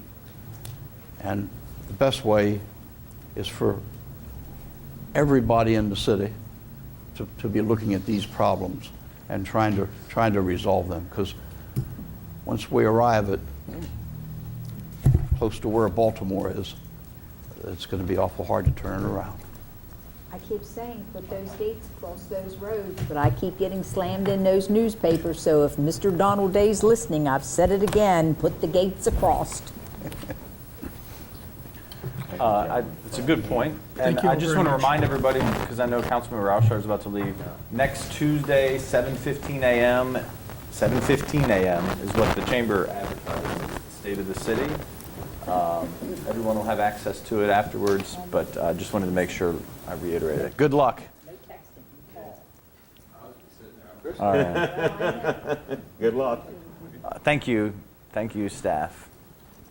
Good work. Thank you all. All right, on to something probably not as exciting, but just as important. Recommendations for the FY15 Workers' Comp Program. Maybe even more expensive.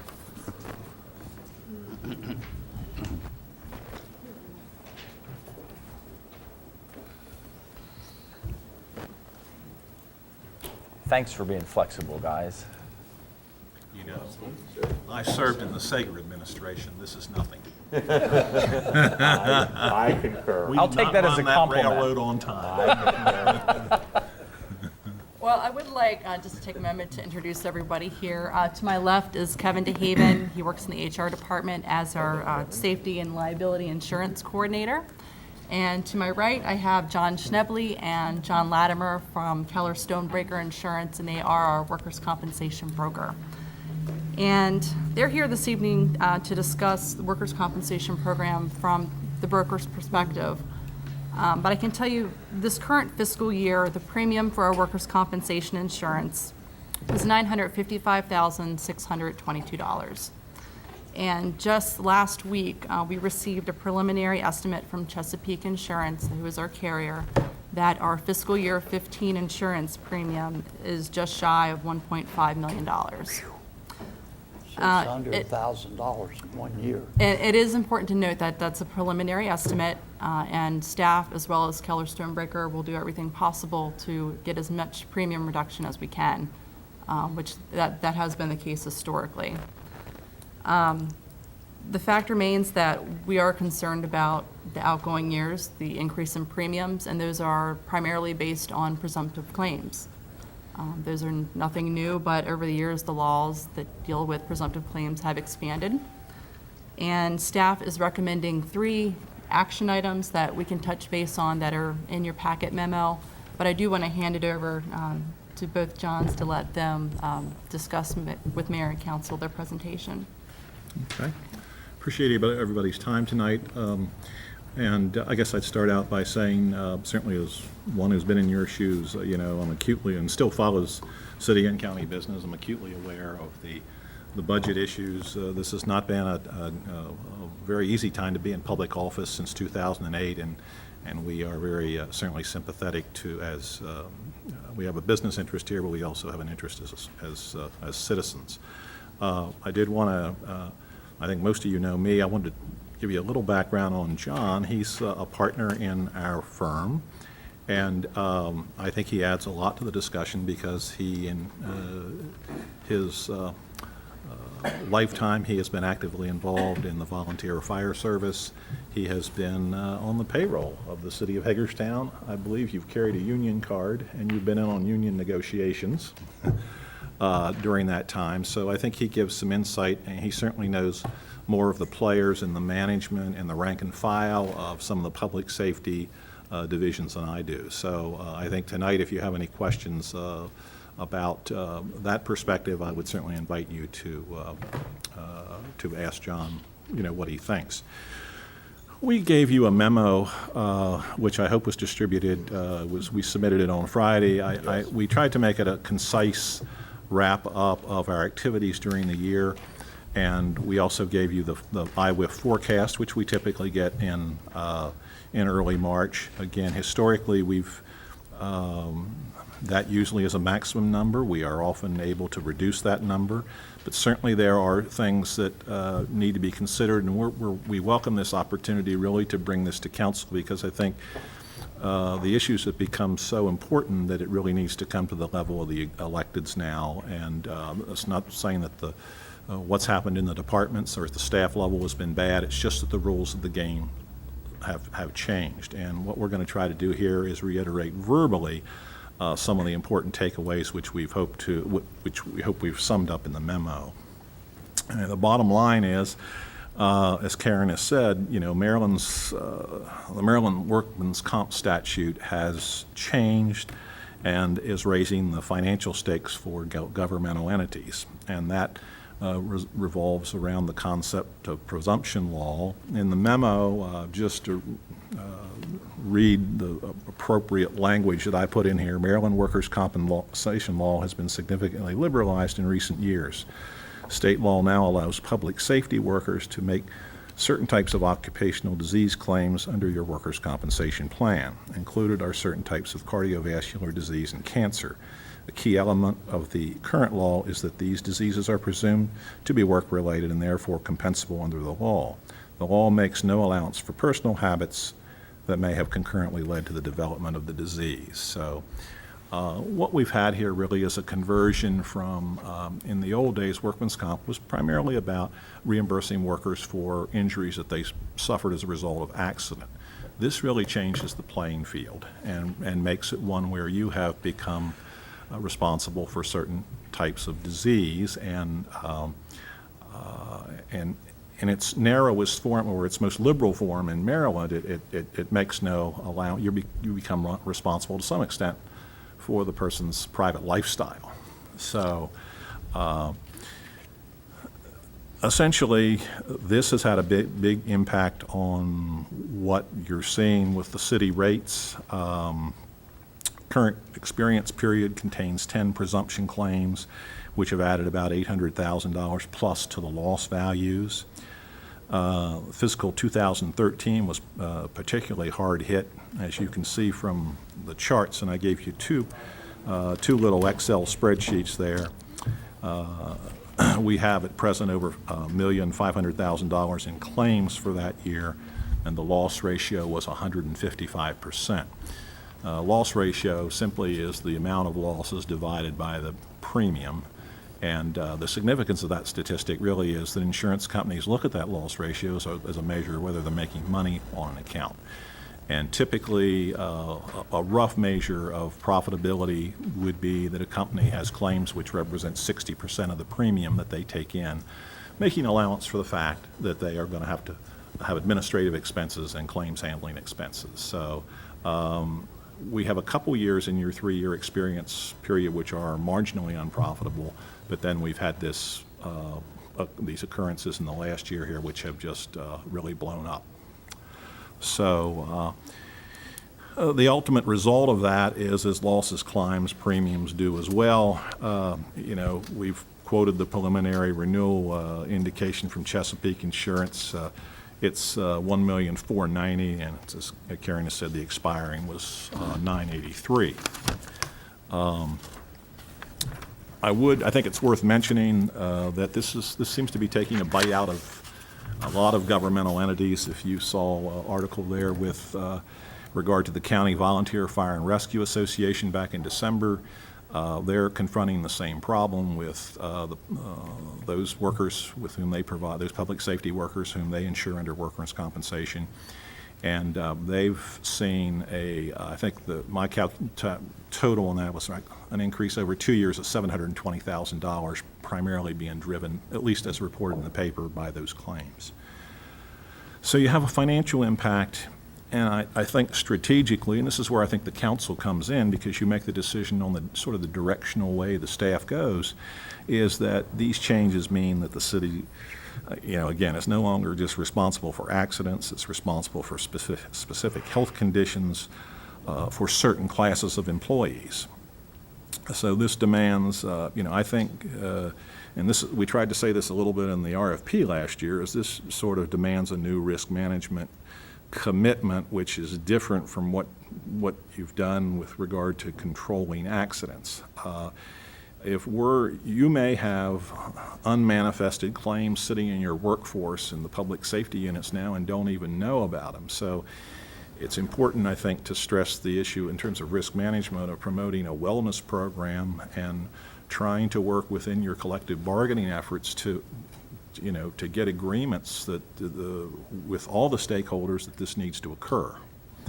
So again, I think from that standpoint, it's really important for the council to be involved. Going forward, what are the options? On the funding side, you have the traditional insurance market. As we said in the memo, the traditional insurance markets are limited. We had discussions with Chesapeake this year. We had face-to-face meetings with Hartford Insurance Group. We believe that it's important. Those are important activities. We think it's important for Karen and Kevin to know these people. Even though it's a limited market, you never know when you're going to get something from them that may help you. So, but as far as, again, getting back to the funding side, in our experience, at least in the polling we've done in the last 6 months, we feel there's really only one guaranteed cost market, and that is Chesapeake Insurance. Of course, they are semi-private. They originally were an entity of the state of Maryland. They are designated by the General Assembly as the residual market, so they have to, they're in the position of having to insure, they have plenty of Main Street risk, but they also insure anybody who can't be insured anywhere else. They go into Chesapeake. So, but they offer a guaranteed program, and this was something historically that Al Martin, the former city finance manager, he liked that. He wanted his cost of risk to be certain, and he wanted it to be over at the end of the fiscal year when he went into a new fiscal year. So. In terms of the self-funded arena, there are a couple plays on that. There certainly is the large deductible type of plan where you have an insurer partner where you assume some of the first dollar risk, and the insurer is involved in providing a bundled group of services, claims management, stop-loss insurance. In the eyes of the insurance commissioner and the courts, they still look at that as a situation where the insurer is ultimately responsible, and in those situations, the insurer takes steps to make sure that all claims are going to be paid. Usually, requires some collateral from the insured. So, and then the second, the more detached self-funded arrangement would be where you buy a catastrophe reinsurance contract, and you would go out. You would become the conductor. You would say to the state and to the public, we're the insurer here, and you would coordinate those unbundled services. The advantages of those programs can be if you can get control of your losses and you can beat the statistical numbers, you can have lower premiums. The downside is that if you can't, they are more punitive than the guaranteed cost plans. So, and I think that you all are you're going to look at sort of all those options, and we would think that is prudent to do that as this financial situation unfolds. Can I ask a dumb question? Because I'm not an insurance person, but this idea of a presumptive claim that some occupational, like cardiovascular disease or cancer or something like that, if the city offers health insurance to an employee and they have cardiovascular disease, what is the difference between making a claim under your regular insurance for cardiovascular disease or cancer? Or what's the difference in coverage between your health insurance and workers' comp? Well, the workers' comp, what I'm thinking of offhand would be there would be the availability of some kind of indemnity award or disability award. Right, so which would be health different. insurance pays for your medical bills, but the workers' comp Pays for the rest of your for life. your disability for the rest of your life. Gotcha. There's Lost wages. there's a rather elaborate, I mean, and I don't pretend, to be a comp attorney here, but I mean, there's a whole elaborate set of ratings, and, you get a certain rating, and then you get so much of your, But it almost seems like the city then is being punished, or that we're having to compensate employees for a perceived wrong, or at least they were injured For on certain classes. Like I got cancer on the job, basically. Yeah, for certain classes, for public safety workers. This doesn't apply. I just want to make sure all the other regular Joes out there watching. This doesn't understand, too. apply to the guys, say, in the water department. Okay, and in fact, if you looked at your experience outside of the public safety divisions, and I would say this, I want everybody to understand this in the right context. We're not judging the law. We're not judging the management here or your leadership. Absolutely. We're not judging the bargaining units. We're not judging the people making these claims are doing the perfectly legal thing. They're operating within what the state has said is allowable there. But I do understand that the state may be revisiting that. well, we provision hope in the so. law. I would say if I you read something recently, I think a Baltimore Sun article. the Sun's had a whole Good editorial. Yeah, the Sun's had a whole series of articles about some of the issues with work comp in Maryland. Yeah. Anyway, I didn't mean to interrupt. No, that's I just- fine. But also be clear, these laws weren't passed recently. They went back to 2005, 2006, as I remember. Or Some of it started, yes, and those things are tweaked from session to session. Right, but the fundamental presumptive stuff was passed. back. Yeah. It's taken a while for it To start People who making- get heart disease. It was accumulate. passed a good while ago. All right. And I would say, I believe in Basic- there are basic. variations in 30-some states now, so. Yeah, And it you've got- applies uniformly across the state to all public safety organizations or people As we, employing public safety. yes, as we understand. Mr. Mayor, just one other differentiation between health insurance and workers' compensation is that it does give you first dollar benefit from a medical perspective, where health insurance, obviously, there are, deductibles, co-pays, other types of participation. That's what I figure might be Right, different as well. so not only do you have the indemnity component that Karen and John spoke to that has a couple layers, but then on top of that, from a statutory standpoint, the covers benefit more and to it the reduces employee, the impact on the it's the first employee. dollar, I see. right, medical treatment. So- Thank you. Yeah. Again, sorry to interrupt. No, that's okay. One point I would make, if you look at your other departments, but besides public safety, and again, not trying to, but those departments aren't operating under the same rules. And if you look at the law statistic, there, over 90% of our incurred dollars, which is on one of the little charts I gave you there, come from those public safety divisions. So what that's telling you is that your other departments, WPC, water, light, some people doing some fairly hazardous stuff, are operating pretty safely. But we haven't had this, incursion of that presumptive standard into those operations. I think we've reached certainly some conclusions on, in terms of the risk management side. We are going to schedule, we've drafted a template for some informational type of information that we're going to roll out to hopefully some of the leadership in the departments so that they understand. I think, David, at one point, I attended a session here when you were talking about the collective bargaining negotiations. So, well, everybody has to understand the financial parameters here. And I think we believe that it's now time that the management in those departments and frankly, the union leadership understands the parameters. Again, not casting aspersions, not judging anyone, but just saying this is what the costs are. This is what's happening here. These are the trends. So and one of our goals, and this is why we're glad we're here tonight, we wanted to raise this issue to your level as well.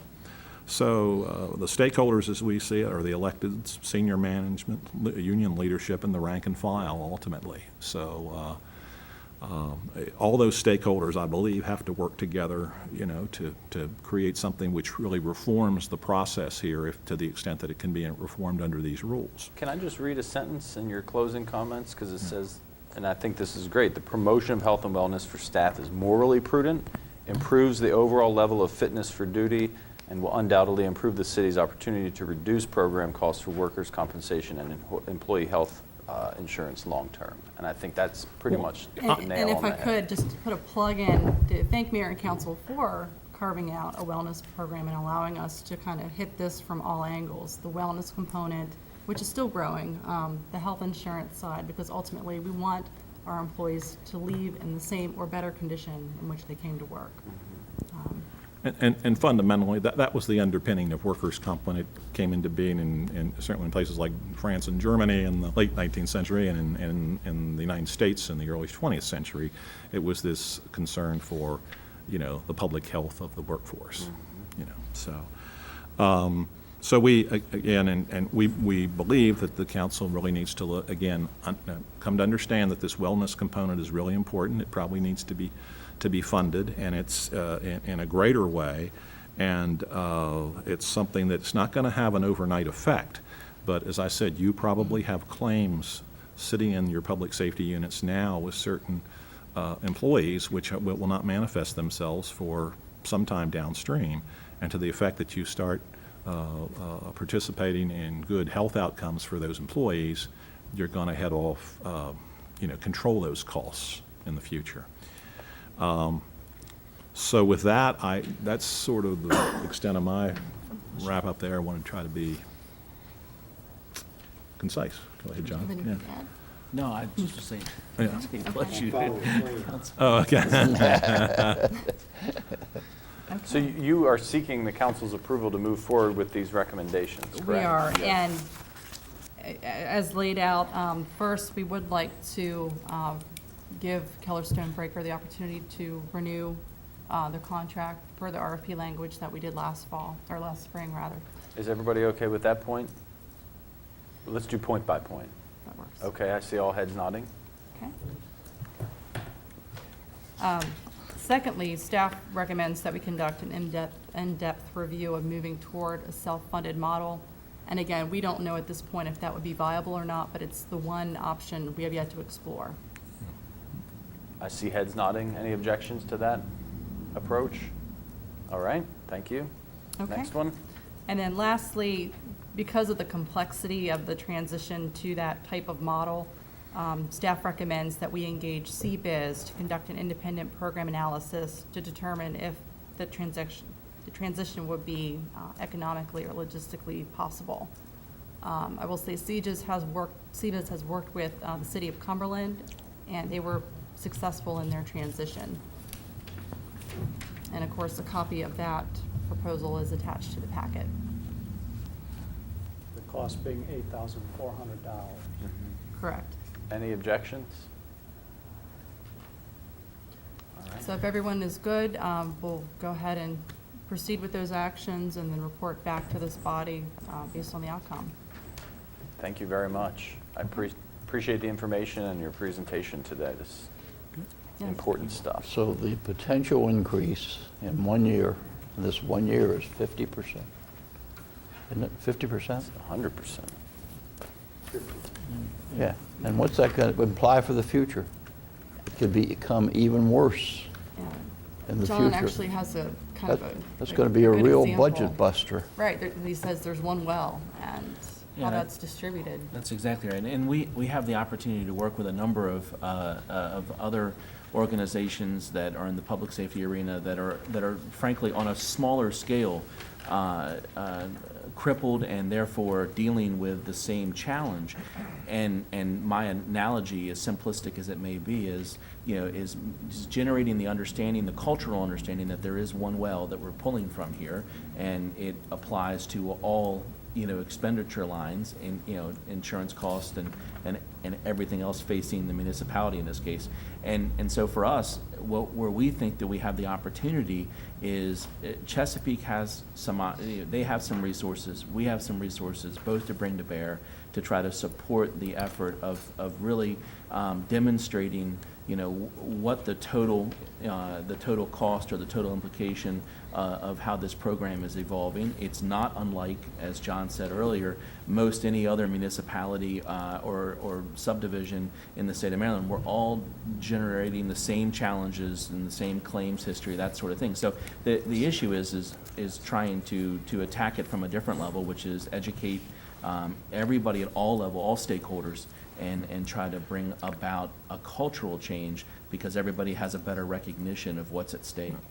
And I think one other thing we should touch on here, certainly MML, MACO, state delegation, those folks who bring pressure to bear in Annapolis, or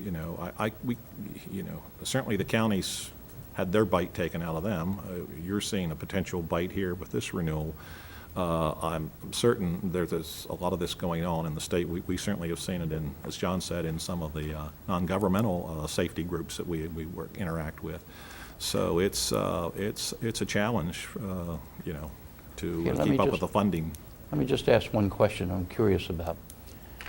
If we should listen to all the recommendations and make the decision to be self-insured, wouldn't the previous company, I guess Hartford, still have a long tail that we would have to pay into? Well, no, those claims of record are going to be taken care of if you've non-renewed with Chesapeake at a certain point. Whatever claims have been reported to them, they would be responsible for. Sometimes these things go 7, 8, 9, 10 years, the worst case scenario. So the important point for you all, I think, is to understand is that when you take on that obligation, you need to be prepared for that uncertainty and those fluctuations in claim and numerical values and accounting values that are going to occur when you become the party that is keeping track of those claims. So you're not going to close, just as a private insurance carrier doesn't close the books in any one calendar year on those claims. If you convert to a self-funded arrangement, you would not be closing the calendar. You would have an ongoing accounting problem. Now, we did have a large deductible plan here in the mid-'90s with PMA insurance companies.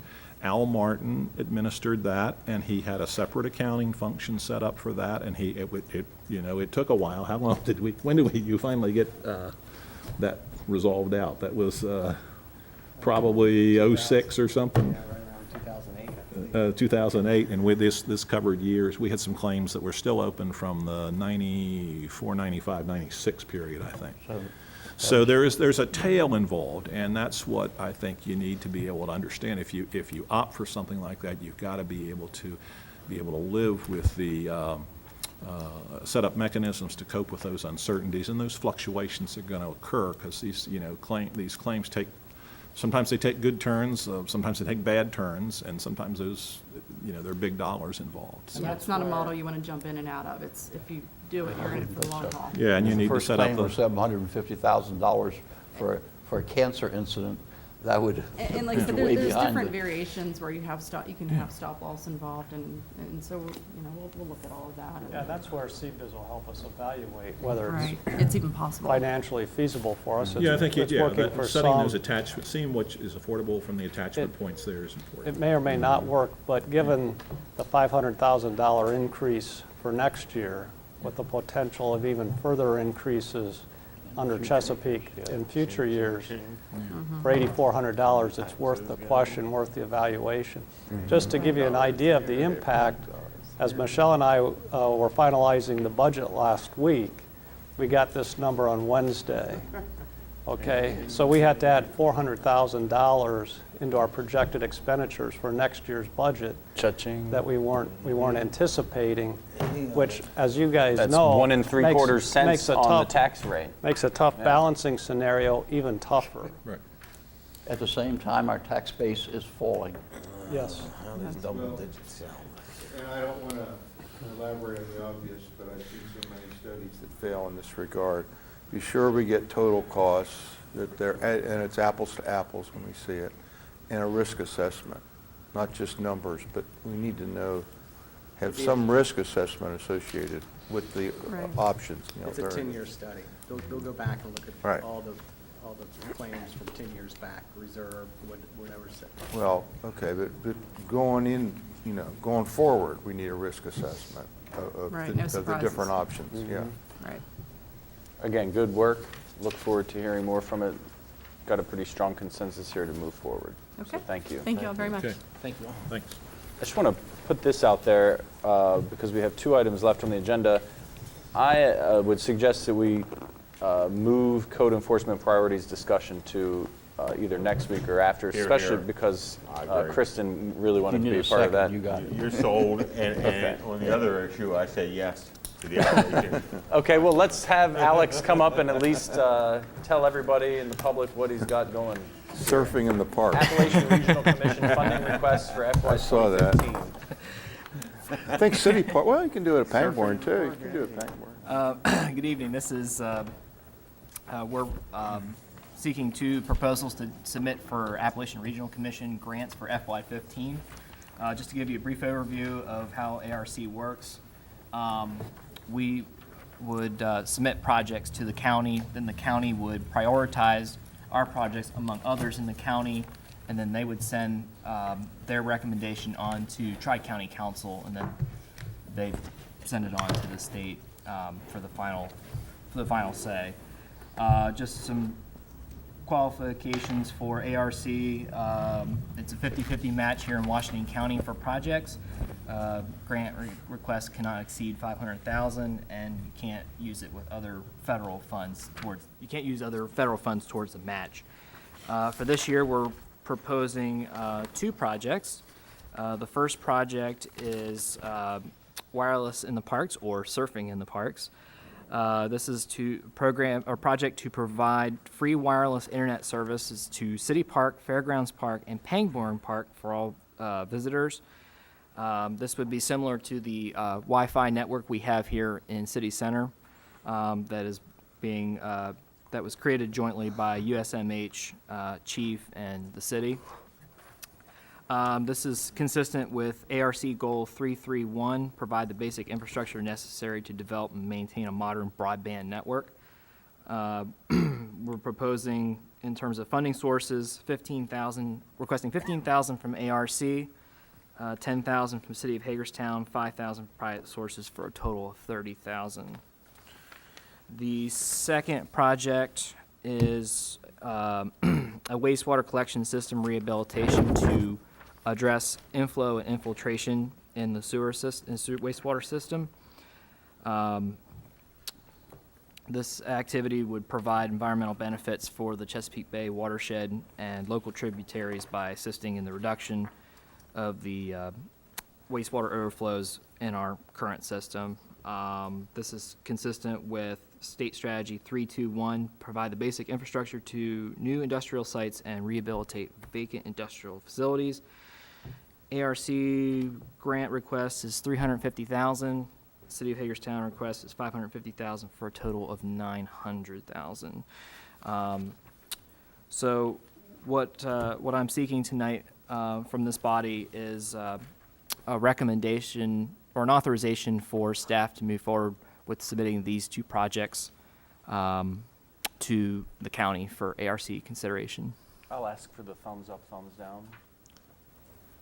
Sure, but I want to ask one question. Sure, Sorry, go Mayor, ahead. But with regard to collection system, does this imply what you've said, the replacement of pipes? Is that essentially what you do?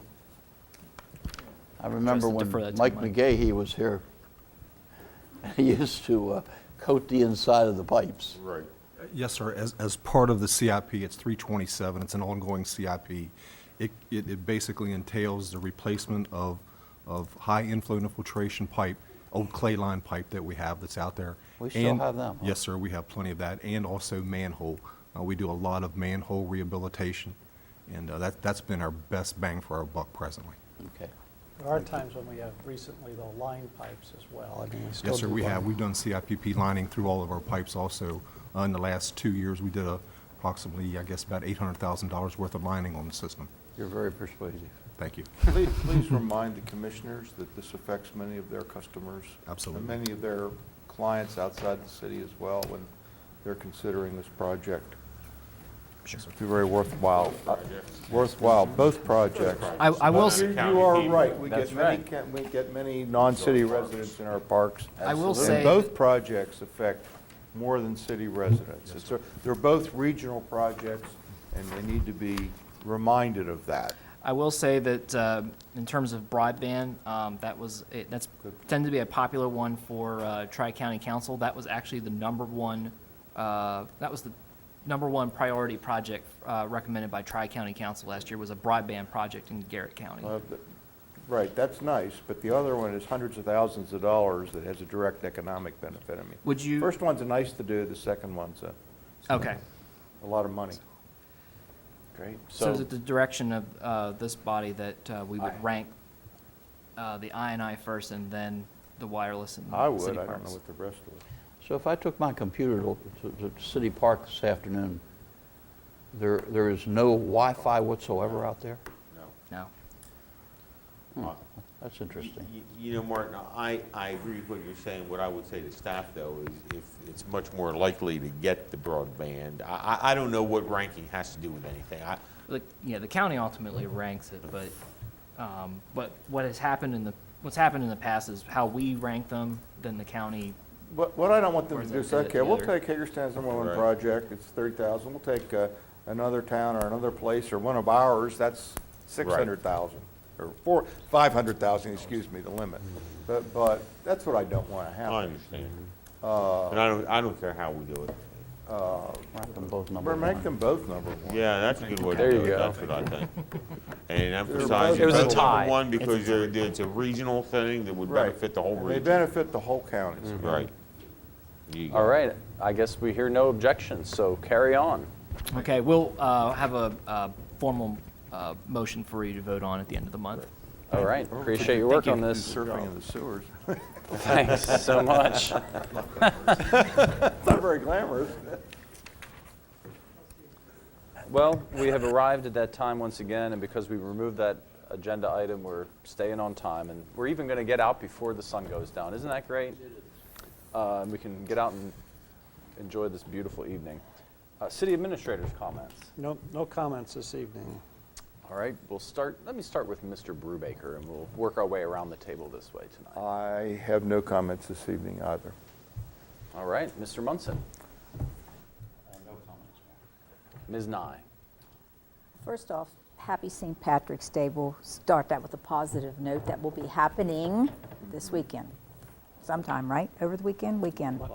Absolutely, and the 5K Okay, run for your okay, luck right, is coming right. up. I'm just not looking at It dates. starts about 5 p.m. Thursday, actually. Okay. Martin knows that. Maybe in your family, Marty. Okay. Also, Oh, yeah. Also, there were emails that came out in February, I believe it was, and that was staff asking to come to City Council as far as the procedure of going forward to find a city administrator. And since we've not done that, I need to know if, in fact, we are going to start that process. And the reason that I'm asking that is because of trying to find a finance director, and thankfully Michelle did step up, we could still be looking for a finance director. So I think that that's very important to be put on. well, I have been working, just to let everybody know, I have been working with Karen Paulson. We have a timeline, of events that need to Yes. occur. Our goal is to get in either this month or next month an executive session to go over that process, talk about what we're looking for, and then make sure everybody's on board with that process. So it's being worked on, but you'll be seeing the timeline at least within the next few weeks, I would say. Yeah, like I said, it's not becoming an easy find for a lot of Well, I other think- businesses I to think- find, people to go into. I an absolutely agree, administrative and I part. think that's why it's going to be important when we bring the timeline together to you to look at, seriously consider hiring an outside agency to help us hunt the head of the person that Well, will come there in. is through government too, and right now I do not have that name on me.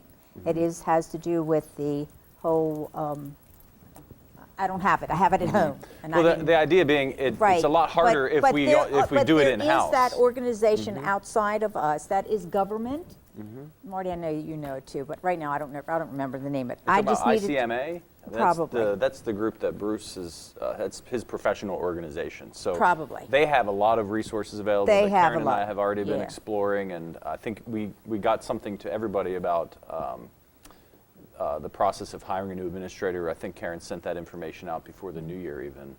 So we're on top of it, and the caution that I'm getting from Karen is that we don't want to do it too soon.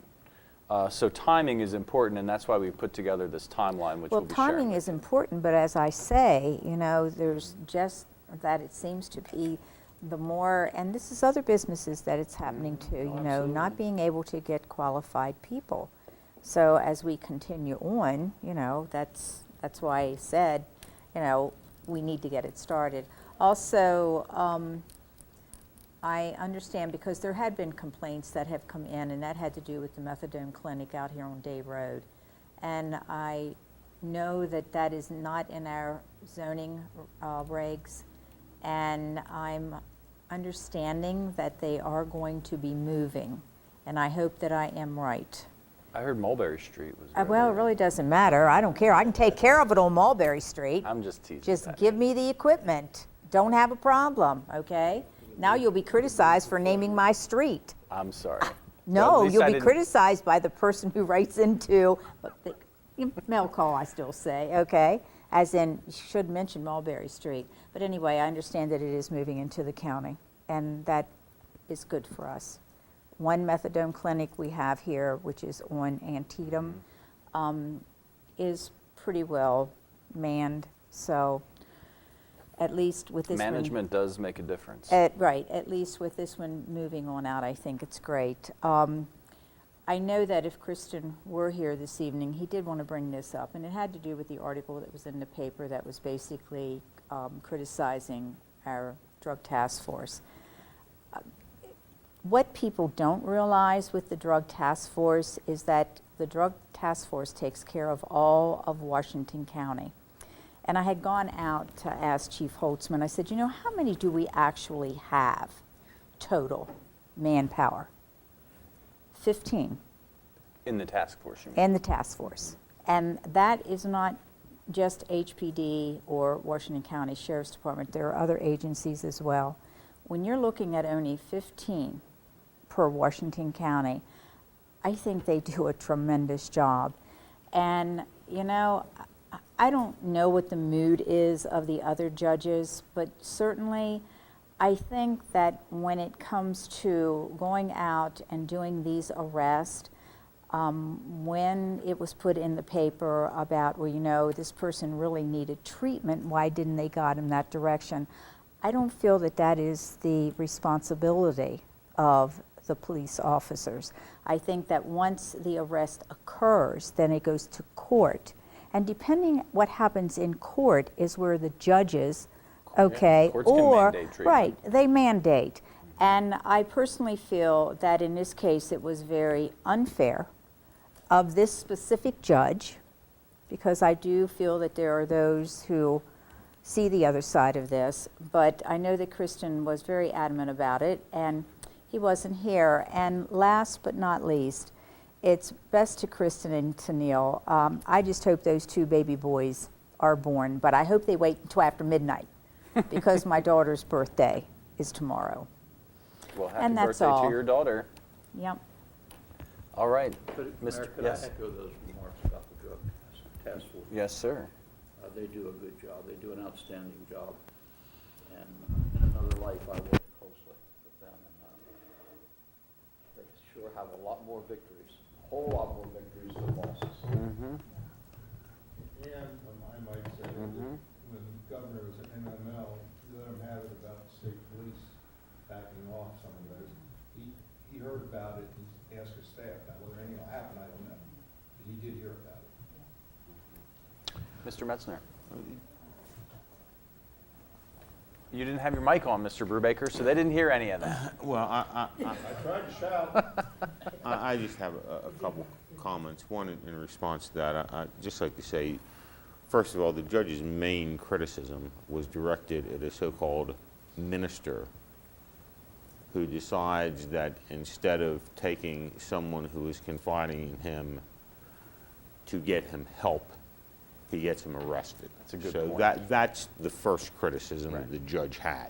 And criticism to the state's attorney for telling the judge that's not public information. That is public information. Everything that goes on in the courtroom is public. That was his first criticism. His second criticism, I will join in. The definition of insanity is doing the same thing over and over and expecting a different result. And that is the judge's criticism on the war on drugs. We've been fighting a war on drugs now for what, 30 years? It started out with just say no. That really worked. that doesn't really And then work. it started out with let's put everybody in prison. And that Three didn't strikes, work. right? And we are still proceeding under the same theory that what we need to do is go out and arrest addicts and ask for prison time.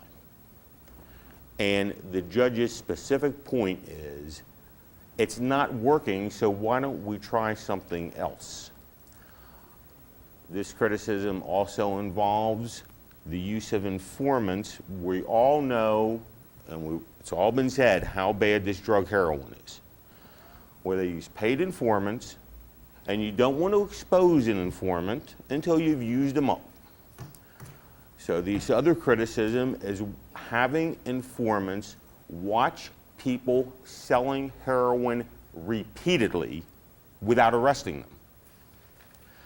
So it goes well beyond, the judge was not criticizing the task force for what they do. He was criticizing the system for continuing this insanity.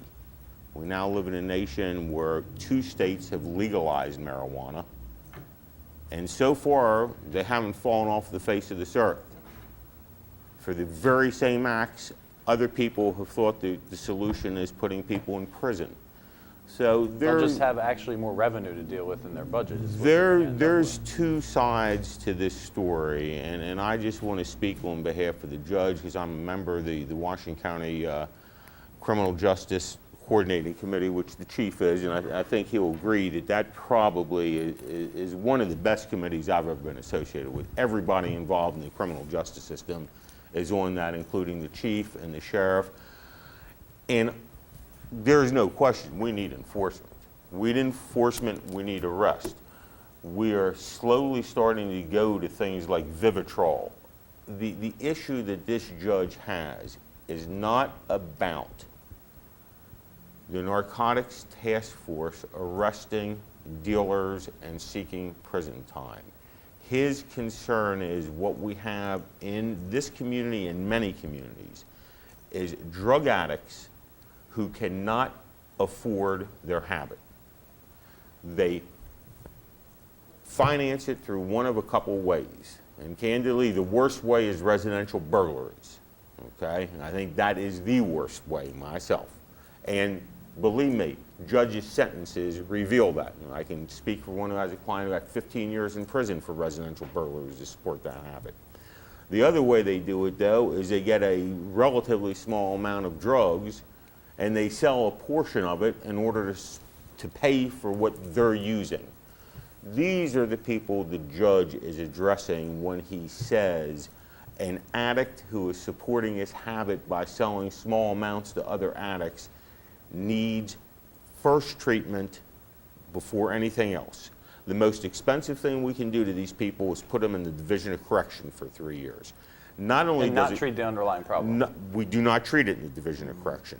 Not only do we spend the money for the incarceration, but you look around this room and tell me how somebody who gets out of 2 years of prison as an ex-con with a drug conviction is going to go out and get employment.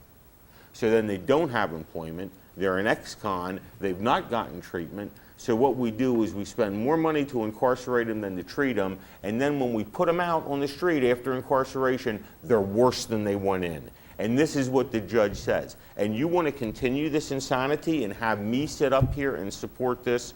So in respect to the judges, that's what I would have to say about that. And other than that, my only other comment is I totally agree with Penny about Kristen and Tennille, and we're all looking forward to having 2 Seeing healthy, baby happy pictures. twins come out and get some baby pictures. That's right. Thank you for that, and my only comments would be, I hear the Blues Bash on last Thursday night was great. I couldn't make it, I was under the weather, but certainly I think with this weather, we've all got spring fever, and hopefully cabin fever will go away. Another reminder that the State of the City is next Tuesday at 7:15 at Hager Hall. So it'll be bright and early, but we'll get it off started with an exciting program. Also, the Run for Your Luck 5K, run, walk. I think there's even like a half marathon or something going on. There'll be a sea of green in downtown Hagerstown this Saturday, so I want to invite everyone out to that. And if you're an advanced planner, mark your calendars for May. May is Bike Month, and May 10th. May 10th is the Ride with the Mayor. We're going to start at 9 o'clock in the morning at Fairgrounds Park and do the whole Hub City bike loop. I better go get my bike tuned up and ready to go because it's been a long winter. So if there's no other comments, with that, we'll be adjourned. Thanks.